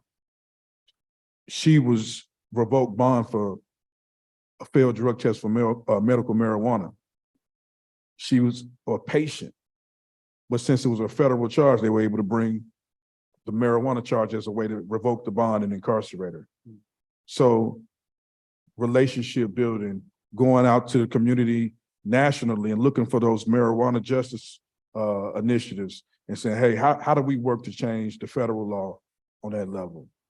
So we're working with groups now to do that type of stuff, and with marijuana justice in Virginia, and forming groups to talk about what the work looks like so we don't see somebody else get a revoked bond over cannabis. You know, so it's working cooperative and doing that with love and making sure that we take care of ourselves too. It's all about self-care as well. Because like I mentioned earlier, there's a lot of emotional labor. So we're making sure that not only are we coping, but are we healing too as well? You have to heal with doing this work, and it's a constant healing process, because when you put your work out there and you do this, as soon as you see injustice again, it's like somebody ripping the Band-Aid off that scab, so that scab never fully heals. You have to go back and self-medicate, self-care for yourself. You know what I'm saying? So I look at it like it's love and it's relationship building, because you have to surround yourself with people in the community that are going to look out for you, even when sometimes, you know what I'm saying, you are not feeling like you need to be looking out for yourself. We have to make sure we're taking care of each other, because when I slip, I need somebody to have my back as well too. You know what I'm saying? None of us are perfect, so we all need to have that support system that shows us that we can do this work and we can do it effectively. Right. Support, relations, care, love. I think these are all really important terms. All right, let's Omavi Shakur, practitioner in residence here at Columbia Law School. Brilliant lawyer, theorist, practitioner. Thank you. Thank you all for sharing your work and your experiences, for being vulnerable. And it was great to hear. It was instructive. And I feel blessed to be just in the audience, you know, sitting at your feet. Jocelyn, you know, your work has helped me a lot, just like in terms of sort of my own scholarship and framing what the intervention is, being critical of the system, but still not wanting to see the ground of, you know, the means that we have as attorneys and organized to reduce harm and disrupt cycles of harm that are emanating from the criminal punishment system. I'm grappling with, you know, I'm always grappling with this tension though, that sort of permeates your work in a sense, and this book in a sense, and is just something that I'm just struggling with right now. So this is just me selfishly, you know, taking this opportunity to hold the room hostage and have a conversation. Do you think this tension between people who don't want to see that ground, right, of the criminal courts and you know, reducing harm in the criminal courts, they don't want to see that ground, and then people who just want to refuse to engage, period, right? and call for dismantling the criminal courts and not reifying it at all by, bailing people out or by sort of advocating for interventions via court watch. Do you think that tension is a healthy tension? Do you think it's something that needs to be resolved or something that might actually be productive and maybe should be preserved? So that's one question. And then the second question, if I may, is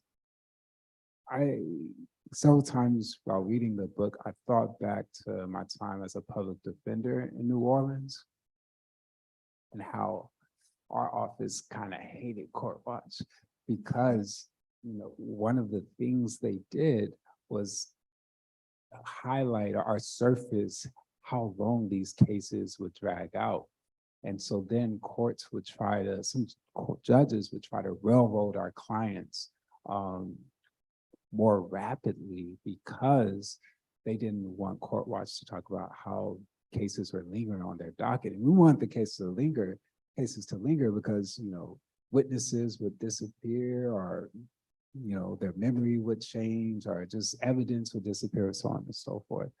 And so I was wondering if that was a common sort of pattern that you saw, just the tension between, these interlocutors or, between court watch and the community or the people directly impacted, the incarcerated people really. And then the final thing, another pattern I wonder if you saw, and you might mention this, and so I forgive me if I'm just talking about something you already mentioned, but how I remember some of my clients, when they got bailed out, the court would say, okay, well, you don't need a public defender then if you can afford this bond. And I think that speaks to the tension as well, and whether we really need to preserve this tension or if we need to sort of resolve this tension somehow and all hold hands and ride off into the sunset. Or the abolitionist horizon. Thank you. Thanks, Omavi. Why don't you go ahead and address those, and then we'll pass the mic back. Go Great. ahead. Yes, Jocelyn. thank you, Omavi. I love those questions.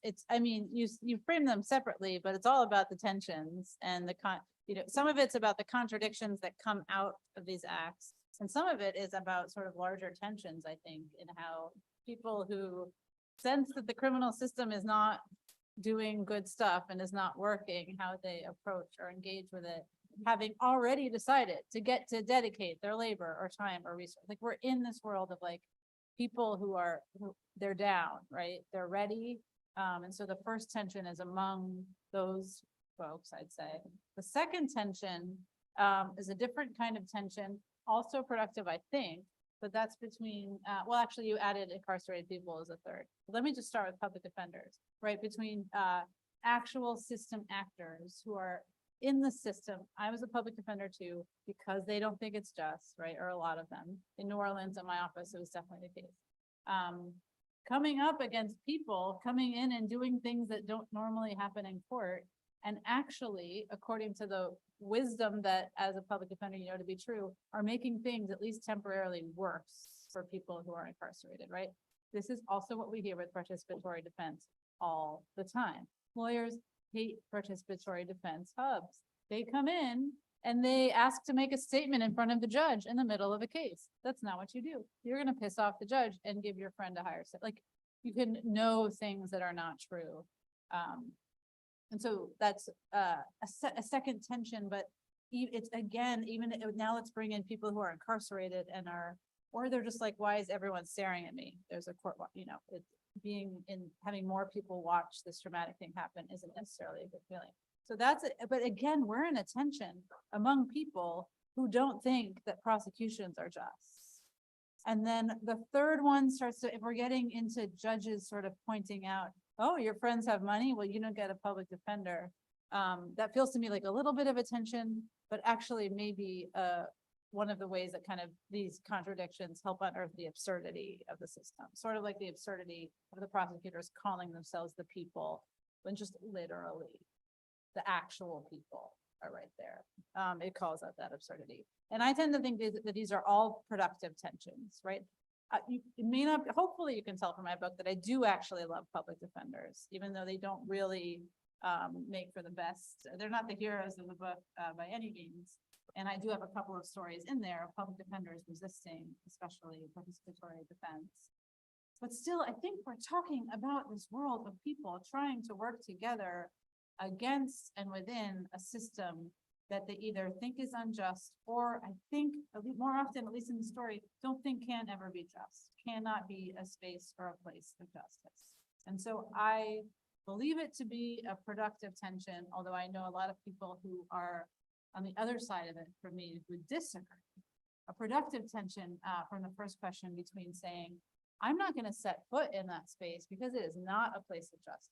I'm going to live out justice here in my community, it could be in a form of coöperism, it could be in a traditional family unit in which you're living out justice, whatever it might be. And that's how I'm going to use my love, my communal love. And when you go and pay bail, you're giving money to the system. Or when you go and make a sentencing video, you're using the tropes of innocence, and you're painting, you know, the fact that they go to school makes them better. The fact that they take care of their kids make them better. These participatory defense videos can get kind of sappy in a way that might legitimize tropes of the system, right? We can take any of these moments. And to me, the important thing is noticing those moments, right? Like never saying that's not true. Sorry, I mean, not never, but like when the two things I just pointed out, right? The answer isn't, that's not true. We're not legitimizing the system. The answer is, you're right. We're slightly legitimizing the system every single time that we do this. So let's be vigilant and let's keep making sure that what we're doing is a form of resistance. I was very inspired looking back and learning about the Women's Bail Fund, which was at the Women's House of Detention, started by Angela Davis, among others. But actually in writing about it for the book, the person I spoke about it with the most was Judith Clark, who did spend decades in prison, but was involved with the Women's Bail Fund when she was out. So she was out and in living rooms. Her descriptions are sort of being on like beautiful carpets of white women who have plenty of money. Something about the carpet sort of brings out the privilege of it. And there's kids running around, and they're going living room to living room trying to raise money. And meanwhile, they're getting direction and inspiration from women inside who are almost exclusively Black and Puerto Rican, who are the ones saying this is the person who needs bail, and also the ones thinking through this legitimation issue. And so Angela Davis says in her autobiography, and said at the time in internal meetings within the House of Detention, we want to be really careful. We don't want to become part of the system. And in fact, the Women's Bail Fund doesn't last very, very long. It's a moment of protest. It's a moment of disruption. And to think back to that, and to know where these visionary women sort of have led us, both in their experience and now today, how they're leading us, to me helps sort of make the point that at any one moment, you might be within the system, but staying critical and vigilant is important. And what people doing it have taught me is that you can't do that by yourself.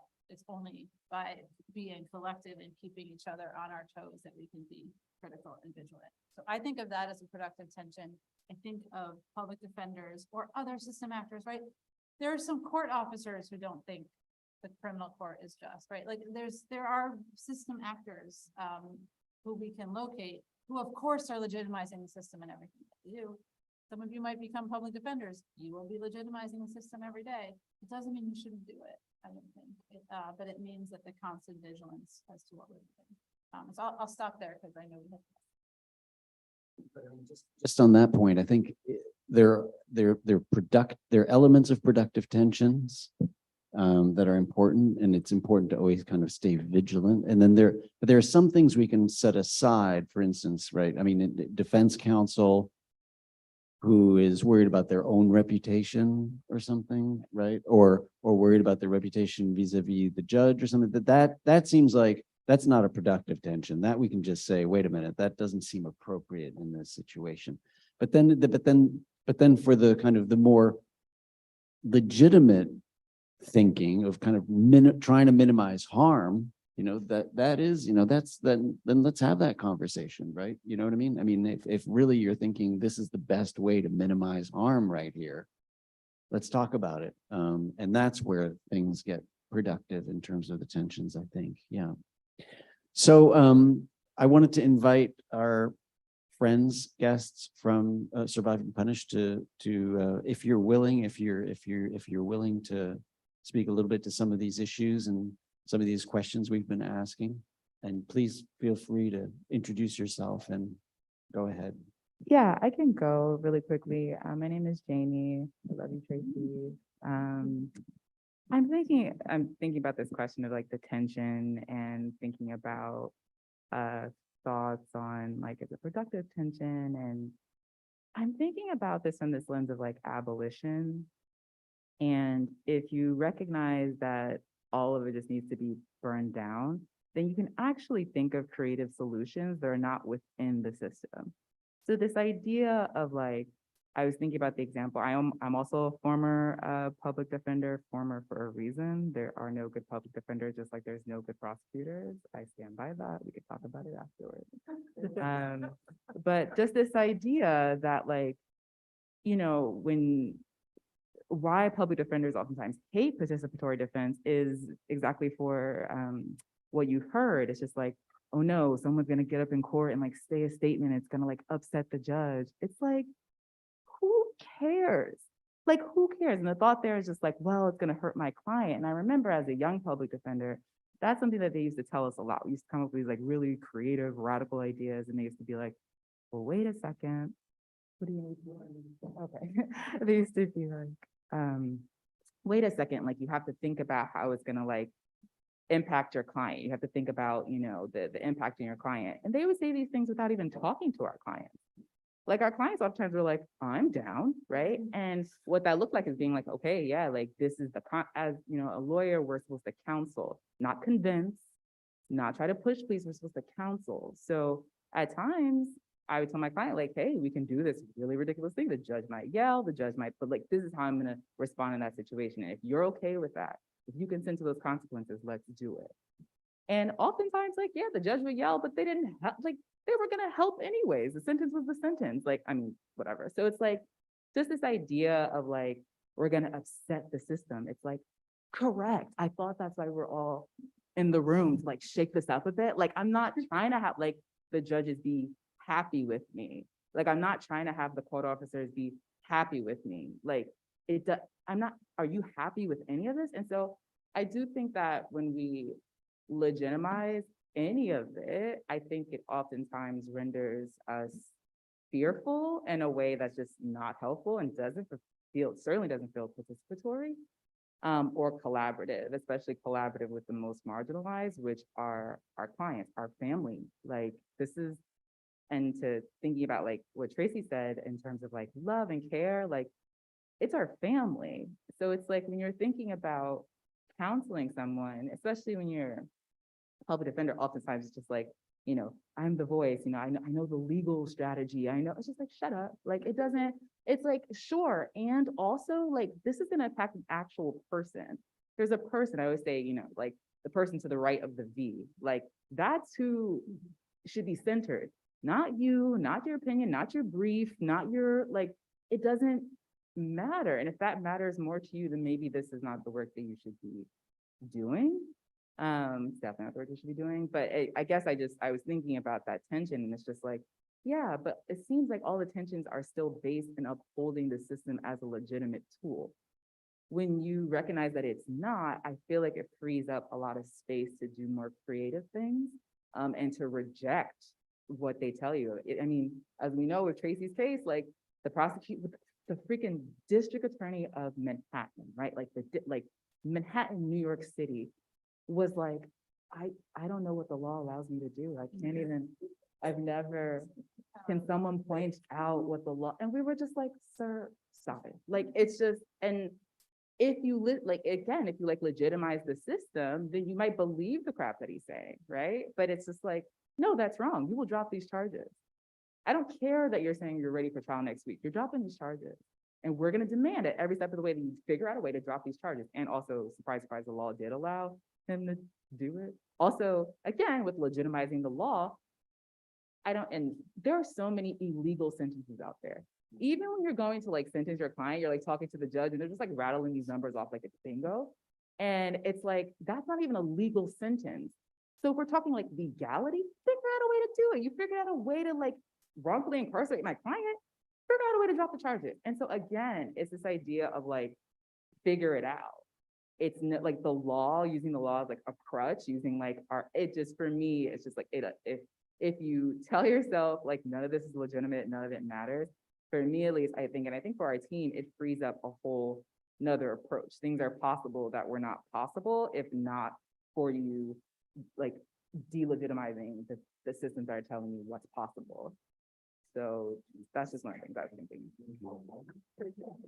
Thank you. Thank you. Tracy, you want to jump in? I do, because I have a strong response. So one of the things that you talked about was how you feel as a public defender sitting there advocating for your client. And as a client, I wanted the power. I took the chances because my life was important and my voice was centered. That did not happen with my lawyers initially. They glossed over what I had to say. They said, but we will feel so badly when you go to prison. I said, not as badly as I will if I take a plea. That threatened my wholeness more than being in that prison, because in that prison, I was going to keep fighting.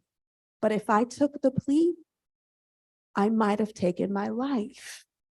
They weren't listening. And I went to my participatory defense team and I said, I need you guys to go talk to them with me. Just be there so when they try to shut me down, don't let them. When they make me justifiably scared, remind me that I'm more afraid of dying than being in prison. And so don't treat us like children. We are not.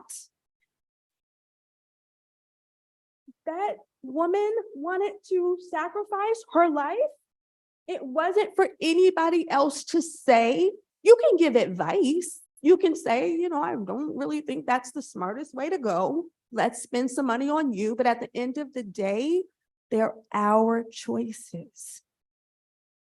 And that, I think, was one of the biggest. I ended up going, like, writing an email to my lawyers that said, think of me like I'm Trump. What I say goes. And at the end of it, one of my lawyers, who was a previous prosecutor, said, I, just by my way of being, taught her more about how to center a client than anyone else had done. And I'm not saying that to toot my horn. I'm saying that was a lot of freaking work. And maybe if you guys learn just how to do that as well in a seminar, that would be really amazing.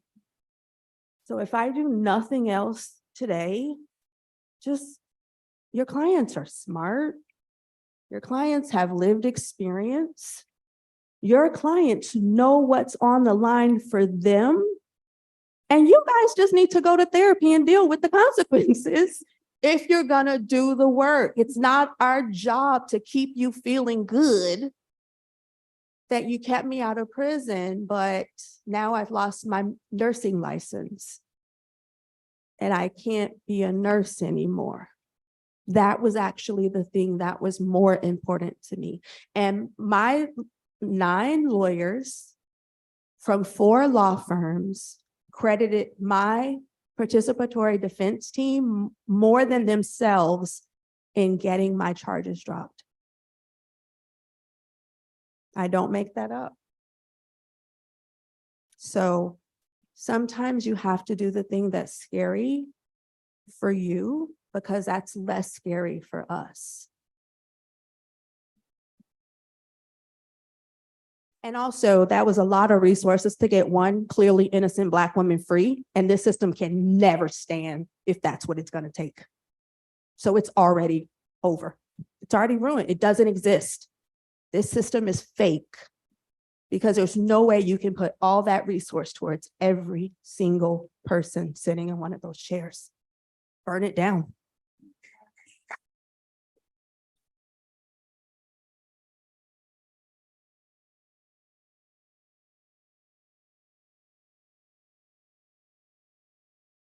You guys are getting a real education. This is what law school should be like, really, huh?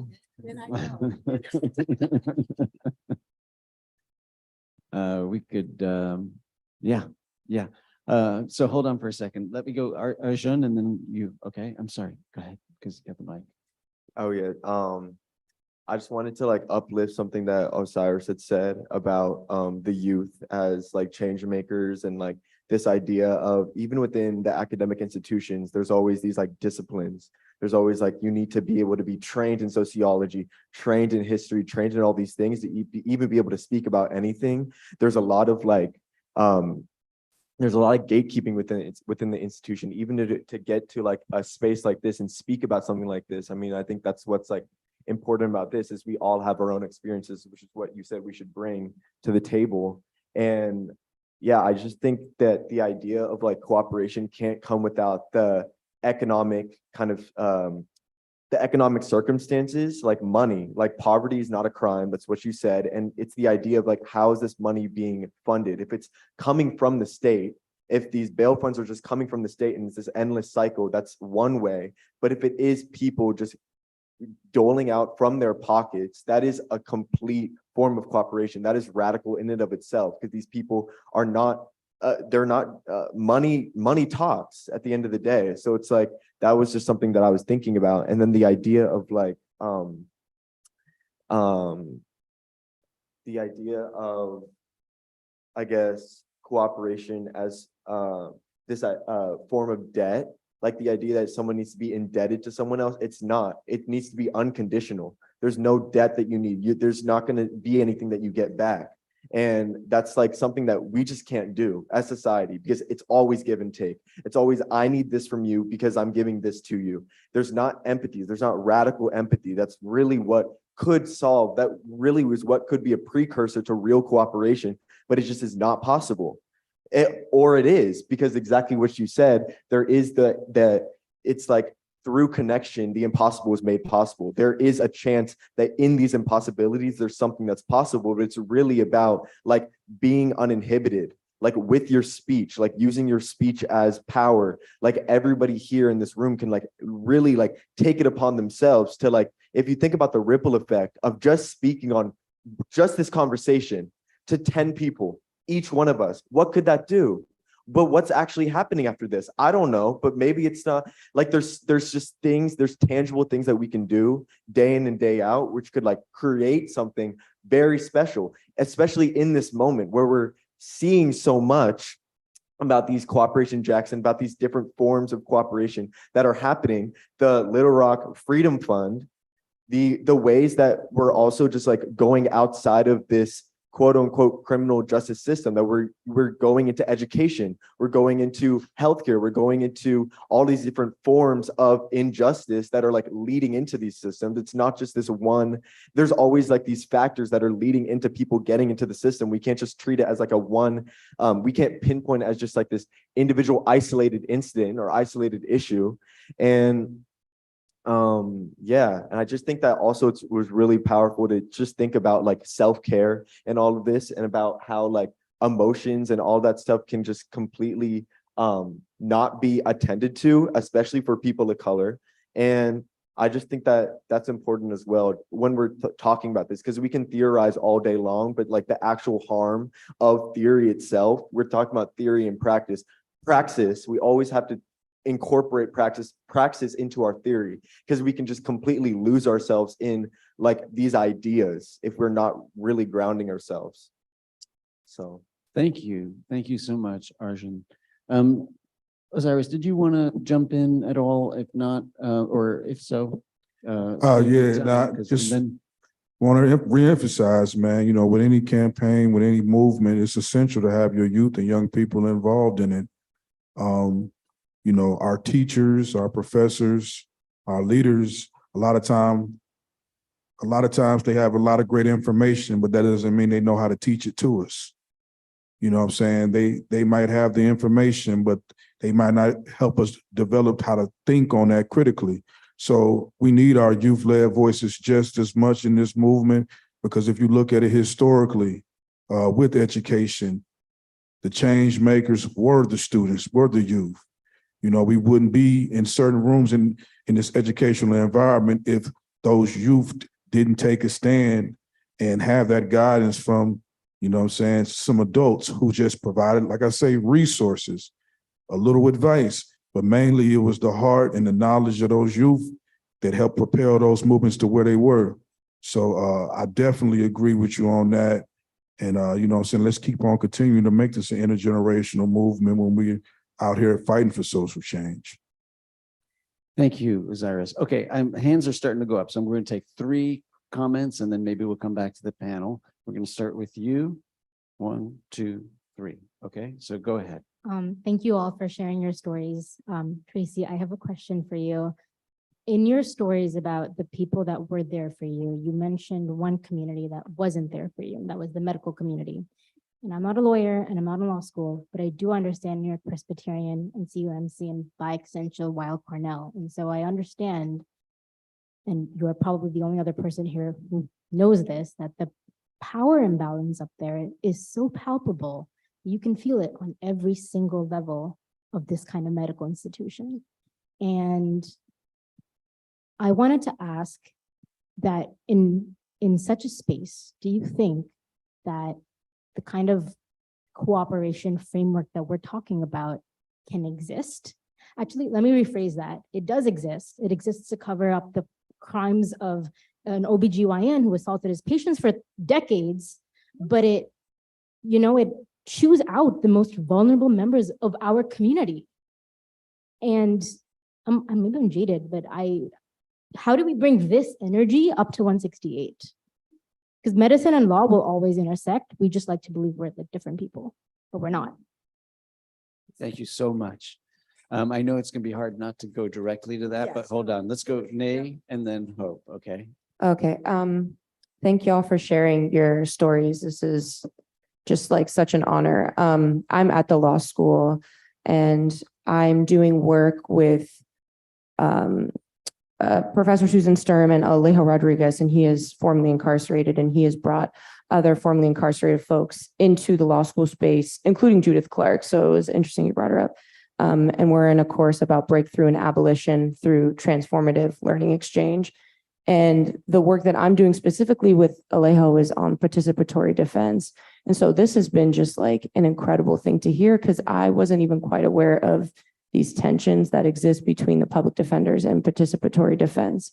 And I'm curious from you specifically, Tracy, what do you feel like really worked when it came to that collaboration? And did you feel like they acted as a liaison between the public defenders and the court system? I'm just really curious to hear your experience with that, because that's something that we're starting to explore with like Bronx defenders, Brooklyn defenders, and we want to do it right. And I don't know, it's hard to hear these things and think about how to proceed. So that's what I'm really curious about. Thanks, Nay. Hope. Hi, thank you all again for coming to speak with us today. Your stories are all just so poignant. I have a lot of thoughts, which I obviously can't get into them all. So just a couple that are most outstanding to me and things I wanted to ask. I'm really curious about this idea of dismantling the logic of penalization and replacing it with an ethos of care, an ethos of love and cooperation. I'm really interested about that. And I suppose I'm specifically interested in what that ethos of love and care means to people who have been directly impacted by the carceral system. I'm curious what that would look or feel like for you, and how that's possible, through abolition, or how that's just, possible on an individual level, in an individual struggle. I'm also really interested in the idea of personhood within the carceral state and the way that personhood intersects with care. So something that really stuck out to me in the book that we had today was, in the book that we read for today, was the fact that prosecutors refer to themselves as the people. And that made me think of, the infamous declaration of "we the people," when the people was just such a limited fraction of people in society. And you also described the experience of being stripped of your personhood through your experience with the criminal legal system. And I was just, it's pretty obvious who counts as a person under the current system.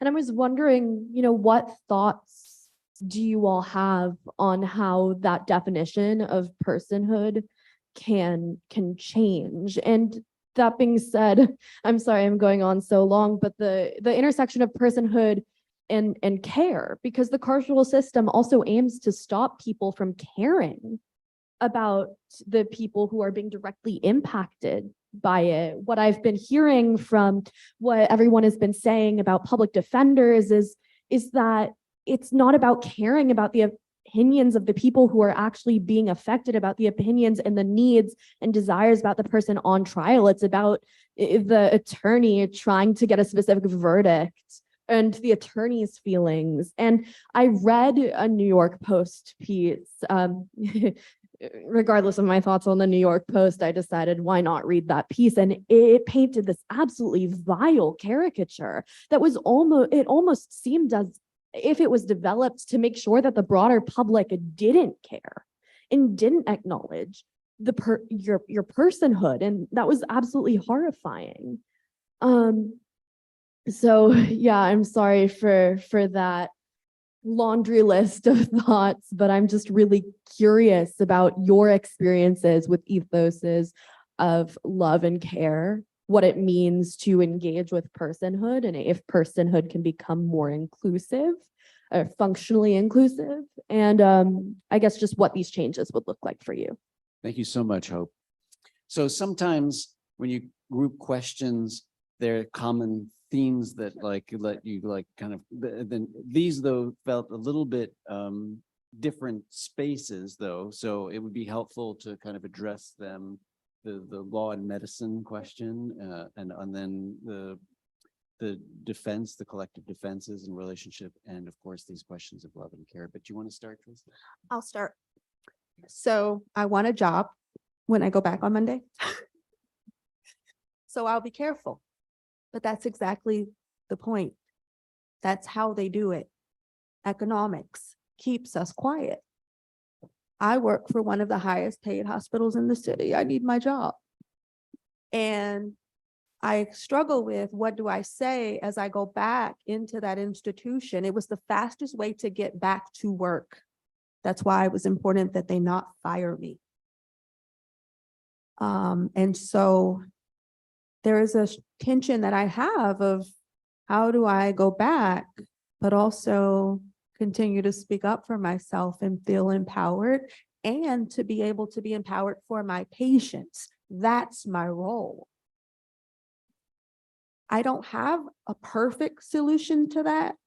I think that we try every day to try to advocate for our patients. We have boards of ethics that we're supposed to be able to go to in theory. It doesn't work. All of these systems are intertwined. And that's part of the problem.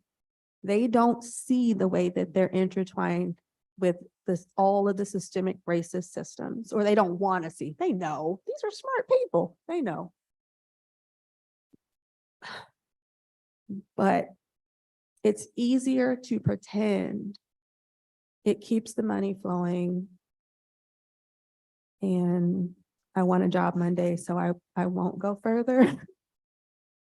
But I do think that it's important for us as individual practitioners to not lose the fact that we're there to be advocates for our patients. And to put ourselves at risk economically is the least that we can do. And so I continue to try to do it on an individual basis, but I also preach a lot at work. So, as for, there was a question about participatory defense and public defenders. I never had a public defender except as a former public defender as a friend and colleague and family member and teacher. My lawyers were paid lawyers. The first one I paid out of my pocket. I think that a lot of public defenders are better than that first lawyer would have been. I think that there's a misunderstanding that public defenders are somehow less than. And it really depends on where they are, who they are. Overall, the system's bad. The system doesn't work. Public defenders don't help. They just give you the idea that somehow it equalizes the system, but it doesn't. Even if you gave them equal money, you don't. But even if you did, it doesn't equalize the system because the judge and the prosecutors are working together against them and their clients. So I think that real fear that prosecutors feel for their clients, you guys are, if you go out and do that, you're human. I get it. I wouldn't want the job. I don't know how to do it well. I don't know if you ever can. But I think that participatory defense teams, and they're not all created equal, some of them do absolutely terrible work because it is constant work on yourself. I think I heard that saying you have to constantly, you said that, Osyrus, making sure you do the work, the therapy, the care, or you're bringing harm to the table. It's the same for all of us in this room, no matter how we decide to interact with these systems. We have to take care of our stuff before we try to help take care of somebody else. So make sure you're doing it for the right reasons. You're not saving anybody. They're saving themselves. I'm gonna say it again. You're not saving anyone. And if you're doing that, go to a therapist and save yourself. So you have, it's hard and it's a lifetime. These people aren't getting rid of me, but they don't want to. I tried to get rid of, I thought when it's over, I gave them a speech. I was like, well, thanks for coming. It's been real. Now I'm gonna go try to figure out the rest of my life by myself. I got this. And they said, excuse me? We got you. So if you're gonna take up the work, it's lifetime. It's a lifetime commitment to community. Even if the people themselves decide to take themselves out of your grasp, and they might, it gets to be a lot, the community care continues because you're part of the community. So don't forget to care for yourself. But yeah, I know I probably didn't really answer your question. But, and Jocelyn probably has some ideas about that, having been a public defender. I should say, before you jump in, we also had a great session with Cornell West last year, which really focused a lot on the question of law in progressive movements and kind of like defense, the role of the defense and whatnot. It's probably, that would be helpful in this conversation as well. Go ahead, Jocelyn. Yeah, I was going to speak less about my experience as a public defender, which I guess the thing it does is helps me understand how public defenders do resist the interventions of participatory defense from the limited sort of world from which you're seeing things. And thinking more about sort of the stories that I write about in the book and the people I got to talk to, like Imani Mufameshula in Knoxville, or Raj Jaidev in San Jose, or Tracy and Rachel and other people involved in Tracy's campaign.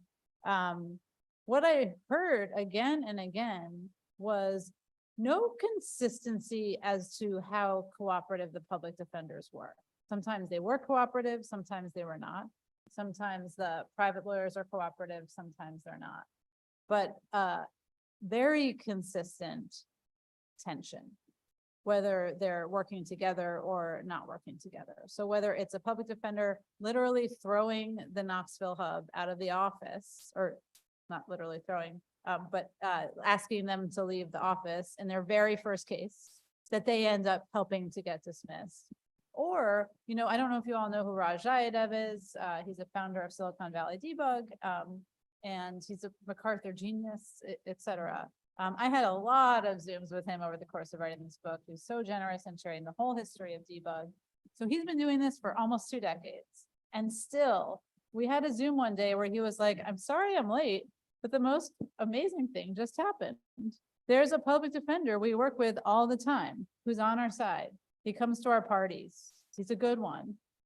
And this is a case where he told us earlier this year, it was late in the year at this point, that our hub should not work on trying to get a sentencing video together in this case because there was no hope of not getting jail time. This was an experienced defender saying, you all have so much important work to do. Don't focus on this. There's no hope of getting jail time.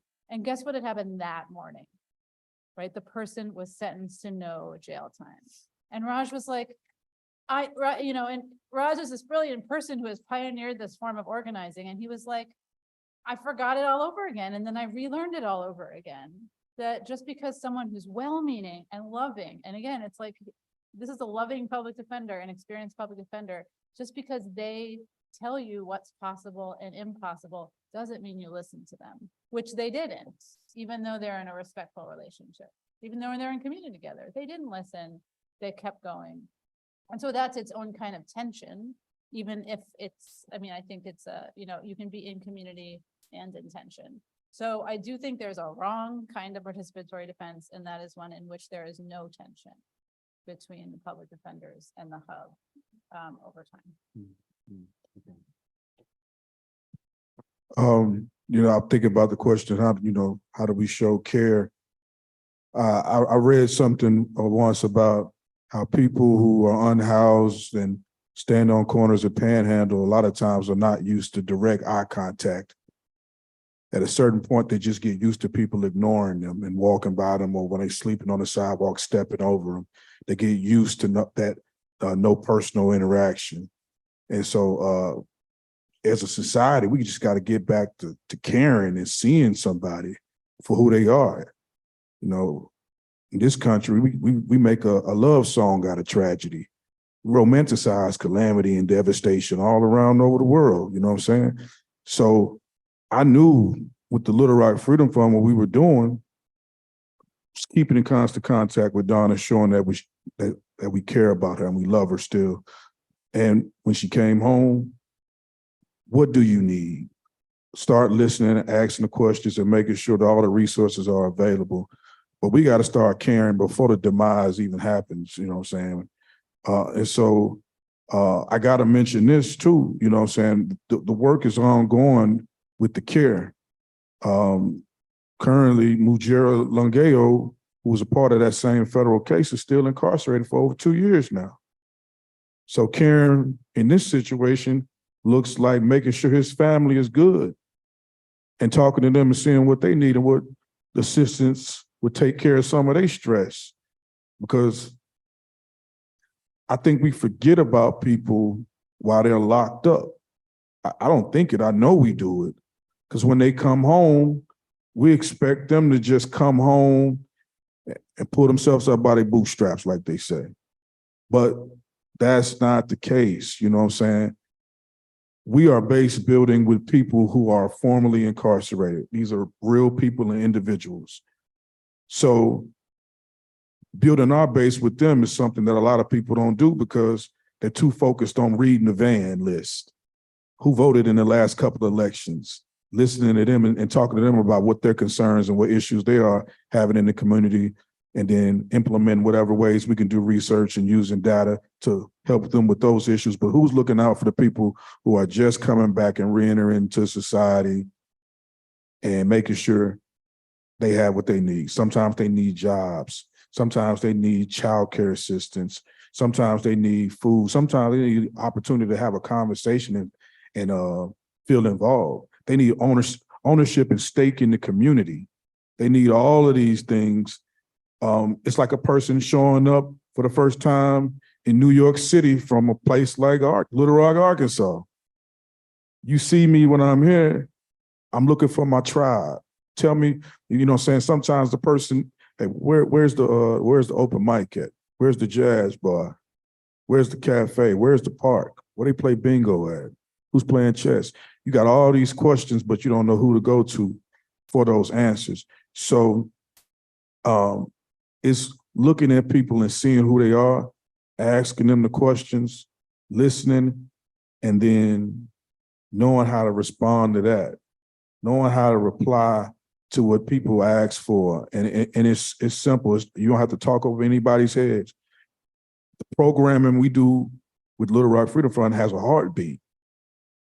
Programming has to have a heartbeat because that's the only way we can touch and feel and connect with the community. So it's about making those connections. Thank you, Osyrus. Okay, I think we got time for 3 more questions. We're going to group I one wanna make round. sure we Oh, get go. to, Yes. Hope's, Sorry. Yeah, that Hope was- asked about personhood. And I just I'll be brief. I didn't always maintain who I was, and I am not the person that I was before I went through this. The system took that from me. And I'm building and working and trying to figure out who I am now. But I will tell you that prior to this, I was so sure of my place. You couldn't tell me a thing. I was a proud, brown, black, red, yellow woman, because all of those things are in my family. I'm all those things. And I loved all of me. Oh, she got a lot of flaws too. I love those too. I was equal to you, to you, to you, sir, all of you all in this room. And I'm almost ashamed to admit I no longer feel equal. The state convinced me I am less than. And I'm working hard to remember who I am. I was only at Rikers for 7 months, and it left me so unstable financially, emotionally. I can't imagine for people who were in for years. And so one of the ways in which I try to reclaim who I am is to make sure to challenge their idea of who I am, who they think I am. So that New York Post that you talked about, when my case was dismissed, there was a New York Post photographer at the hearing. And so I know they got a picture of me with my chin up and my tits out. I made sure. I walked out and I said that to my son. I thought I was feeling joyful and I thought, oh, I can't laugh because they're going to say I'm not taking this seriously or that I think that it wasn't wrong that Jim is dead, because I never thought that. But I thought, this is where you reclaim that. So I went out, made the joke to my son, and we laughed, and it's on camera. And then the New York Post carried a picture of me looking like Tasty from Orange is the New Black. And you know what? I'm a pretty damn good Tasty, so screw you. That's how I reclaim my personhood. You can't have it. If the worst you can do to me is show some picture of me looking broke down because I just experienced the worst couple nights of my life and I was brought from Rikers and I didn't look kempt, then you a sorry bastard because that's all you got. And I'm gonna stand up and one day maybe I'll remember exactly who I was. Or I'm gonna learn to love this new version of me. But that's how we reclaim our personhood. We take it back.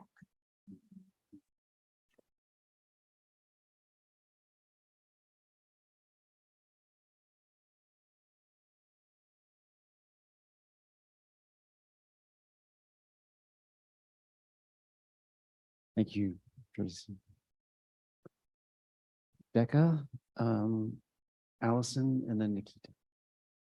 And then we'll have a final round, okay? For us to respond. Tracy.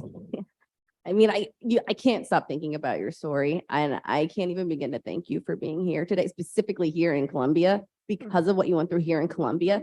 Like, seriously, and you're amazing. Like, I am blown away by what you've gone through and how you've come out in the end.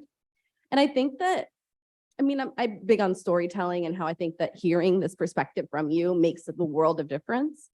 So with me also believing that your voice is really important, incredibly important, and probably, okay, I'm gonna go down a rabbit hole and tell you how amazing I think your voice is and how important it is. But in reality, I think that like, my question really is just about hearing more about your experience from more about the dismissal to present day, and not like in too gory details, but I would love to know what wins you had. You could also talk about not wins if you want.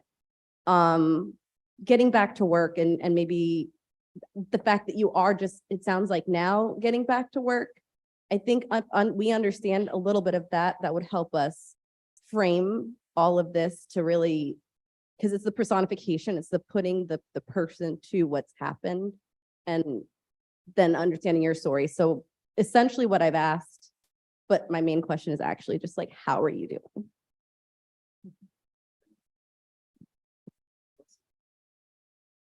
So we spoke about how there's that tension between public defenders and participatory justice. And I'm here thinking, why? Because it pisses the judge off. But why is the judge allowed to be pissed off? And something we sometimes don't know or realize is that not all judges are appointed, but some of them are also elected. And I started thinking, okay, who does that? The major, if it's a criminal in New York. And I'm like, what gives him the authority to do that? The New York State Constitution. The New York State Constitution, every 20 years, voters are allowed to vote to convene a constitutional amendment. And something that I was thinking about, maybe a way to keep these judges accountable is making sure that all judges are elected rather than appointed. Because then if you are elected rather than appointed, then you have to be accountable to the people. Then who becomes the people? It's no longer the ADA, but the people who are going to vote for you. Because if the major is picking the judges for a 10-year term, it's going to end up being people who like donate to his campaign. So then of course I would talk about how money talks. Maybe this could be a way, and I want to hear like what people might think about that we can lessen how loud money is.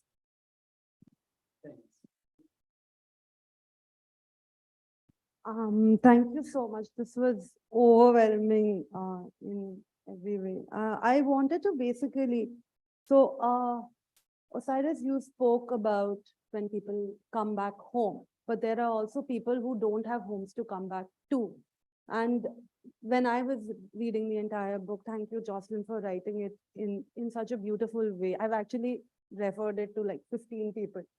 But that was what kept coming in my head. Like, that is where participatory work is important, because there are a lot of, and bail funds are important. I've had clients who don't have anybody to file bail for them, who don't have a home to go back to. And nobody will rent them a house, because at the end of it, you have to inform the police will come and check with the landlord, and generally, if there are people who arrange for such spaces to be rented out, a lot of times those spaces are raided by the police. So that I think was very important, and it brings me to my next question, which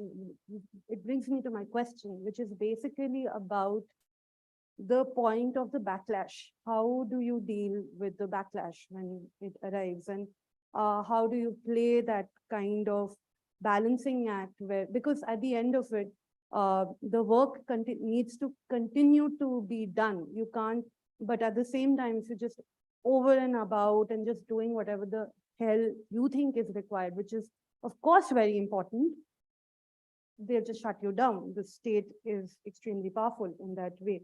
The other thought that I was also thinking about is detention. And I think that as somebody who's done a lot of, who's done some defense work, I feel the one thought that I've always had is that whenever I'm representing activists, I find it extremely annoying because a lot of the community, the participatory kind of work is done when there is, quote unquote, a political activist that is involved. And I think it is important to demystify that kind of separation between a prisoner and a political prisoner.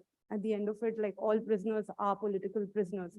And maybe if we start with diluting that distinction, which is actually a really messy distinction because everybody is arrested because of socio-economic political conditions at the end of it, it might not piss off the judges as much, because at the end of it, judges get pissed off because these are very selective moments of, at least, I mean, I don't really know about how it happens in the US, but in India, these are very selective moments of participation and communities coming together and filling up the courts, or, you know, there is a certain process of humanizing of the person who has been incarcerated. But, and yeah, one more question that I had was, I also wanted to know about whether there was any form of cooperation that you saw within prisons that supported you, which is basically prisoners' cooperation. We also started out by talking about how we have Angela Davis and Asata Shakur and everybody coming together to start the whole process of bail funds. So women organizing within prison has also been something that has held women prisoners with so much gentleness in a space which is constantly dehumanizing them. So just wanted to know a little bit more about that. Thank you. Thank you, Nikita. Okay, so I think this would be a good opportunity to kind of say our final, to kind of like our final thoughts, wrapping in these questions from Decca and Allison, but also giving a final thought as we close, and maybe Tracy, Osyrus, and then Jocelyn. First of all, Decca, thank you for caring. I'm in a process of healing. I don't like the word strong because it makes the state think that what they did to you was fine because you can handle it. I'm not strong. I survived. And so I thought one of the things that would happen was that when I got out, I would be like, I'm going to stay in New York City. I'm going to conquer this place. Hell with them. I'm leaving. I was in the process of buying an apartment when this happened. My funds are greatly diminished, but I took every penny that I had and I just bought a place in Philly. So I will be moving. To your point of, sorry, oh, judges, and girl, judges are pissed off. It's not anything we do to them. It's the power the pretend power that they have, that they wield on people. And I don't care. They're all, you could say good ones, and the power is corrupting, and that's why they can't exist. As to criminals and crimes, we have to stop and ask ourselves, what is a crime? I think we make things crimes that we allow that word to be used, but we don't. Crimes are fake too. Crimes are acts of survival. And so once you stop assuming that and innocence and guilt, like I don't like to be put up there like I was a innocent person and good. And all I did was survive. And that person that I was at Rikers with, who gave me food to take when on the bus, because I didn't have commissary yet, that mutual aid that you were also asking about that was provided, I don't care what she did, because at the end of the day, she also committed an act of survival. And that's what we can't forget. What in society is causing people to have reactions that we are calling crimes? And so I guess that's my final thought is think about what you think of as a crime. And is that just somebody surviving? Because most of the time it is. Thank you, Tracy. Osiris. Yeah, I talk about this a lot with a good friend of mine, talking about judges. And 'cause one of the things that we participated with in 2022 was putting an election vote guide for the prosecutor race and the local judge race here in Arkansas, where we asked them particular questions about how they felt about certain things like mass incarceration, how they felt about racial bias, all of these different questions. Some of them answered the questions, some of them didn't, but the Little Rock Freedom Fund posted all of the answers all over social media, and we mailed out what we could and emailed what we could. But, you know, this is a place, I look at it like this is a good place to start when we talk about judges. I talked to several Black law student associations, and my first question is, why did you want to become a lawyer? And I smile when I listen to the answers, because it's like, I want to do this for the community. I want to do that for the community. I want to do this. I want to do that. And then y'all got to go get a job. So then the question is, when are you going to make time to do this and that for the community? It may never happen with some of you. Some of you might get jobs with the state where your work will be compromised. So you can't go fight and do things for the social justice causes. And so I just say, be realistic. You know, if you know that you aren't going to be able to be in those spaces, that's fine. But make sure that when you climb up that ladder, that you're pulling somebody else up in law school that may be that person that can go fight for those social justice causes. And then if you're ever lucky enough, run for judge one day. And then you can really be lenient on what you see is happening in society. People are being punished for misfortune. Everything is not a crime. Addiction is not a crime. Poverty is not a crime. I steal some food, you know, I don't look at that like it's, you know, stealing food. It's because I'm hungry, I'm eating. So like, you know, let's make sure we grooming the next judges and those lawyers that can fight for those causes, because everybody that's graduating law school, the reality is you won't be able to. Some of you are going to work for the state. Some of you are going to be working for institutions that won't allow you to fight for the people. So then those that can't fight for the people, make sure you put your money into something that's doing righteous work for the people as well. To the question about backlash, how do I deal with the backlash from the work we're doing in the community?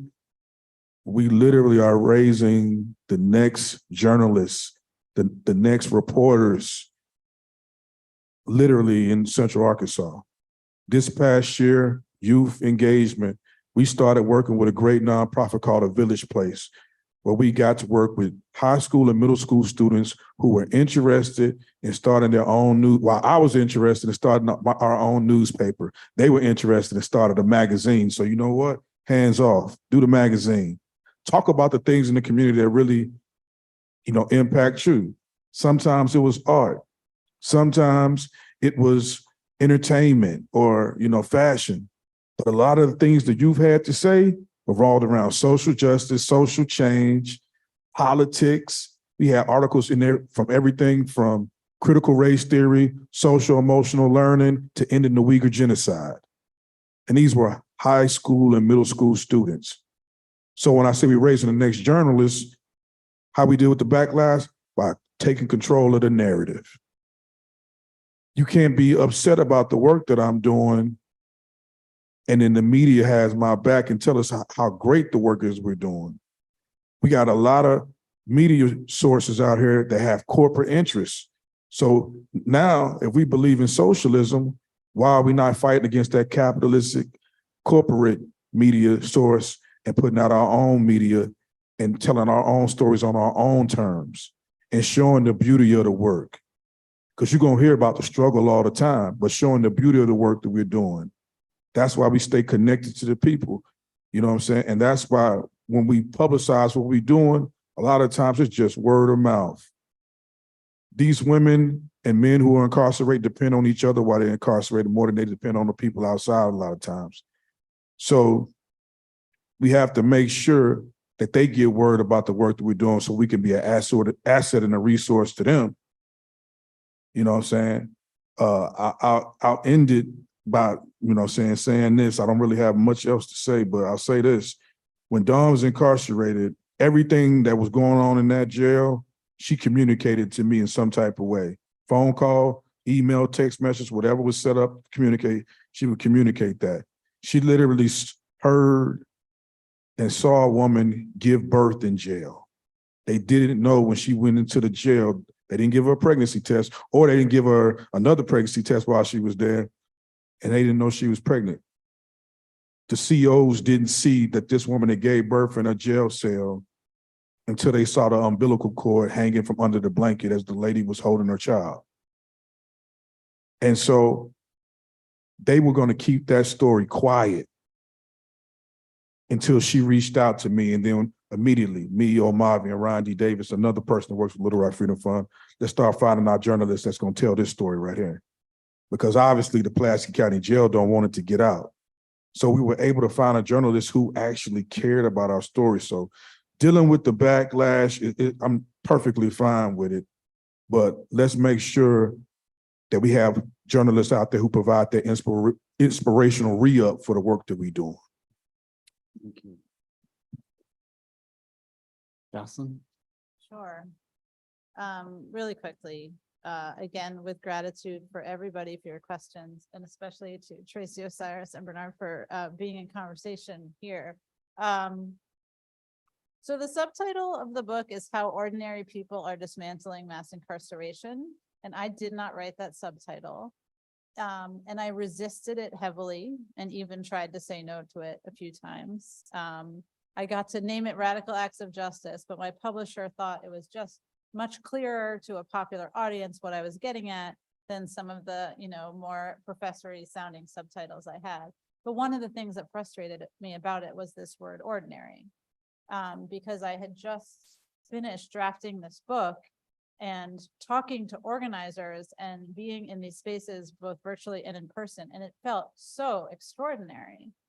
And I've actually come around to the subtitle. And I think even just hearing you two talk right now reminds me of why, or even just this sort of like, I'm not strong, I'm a person, right?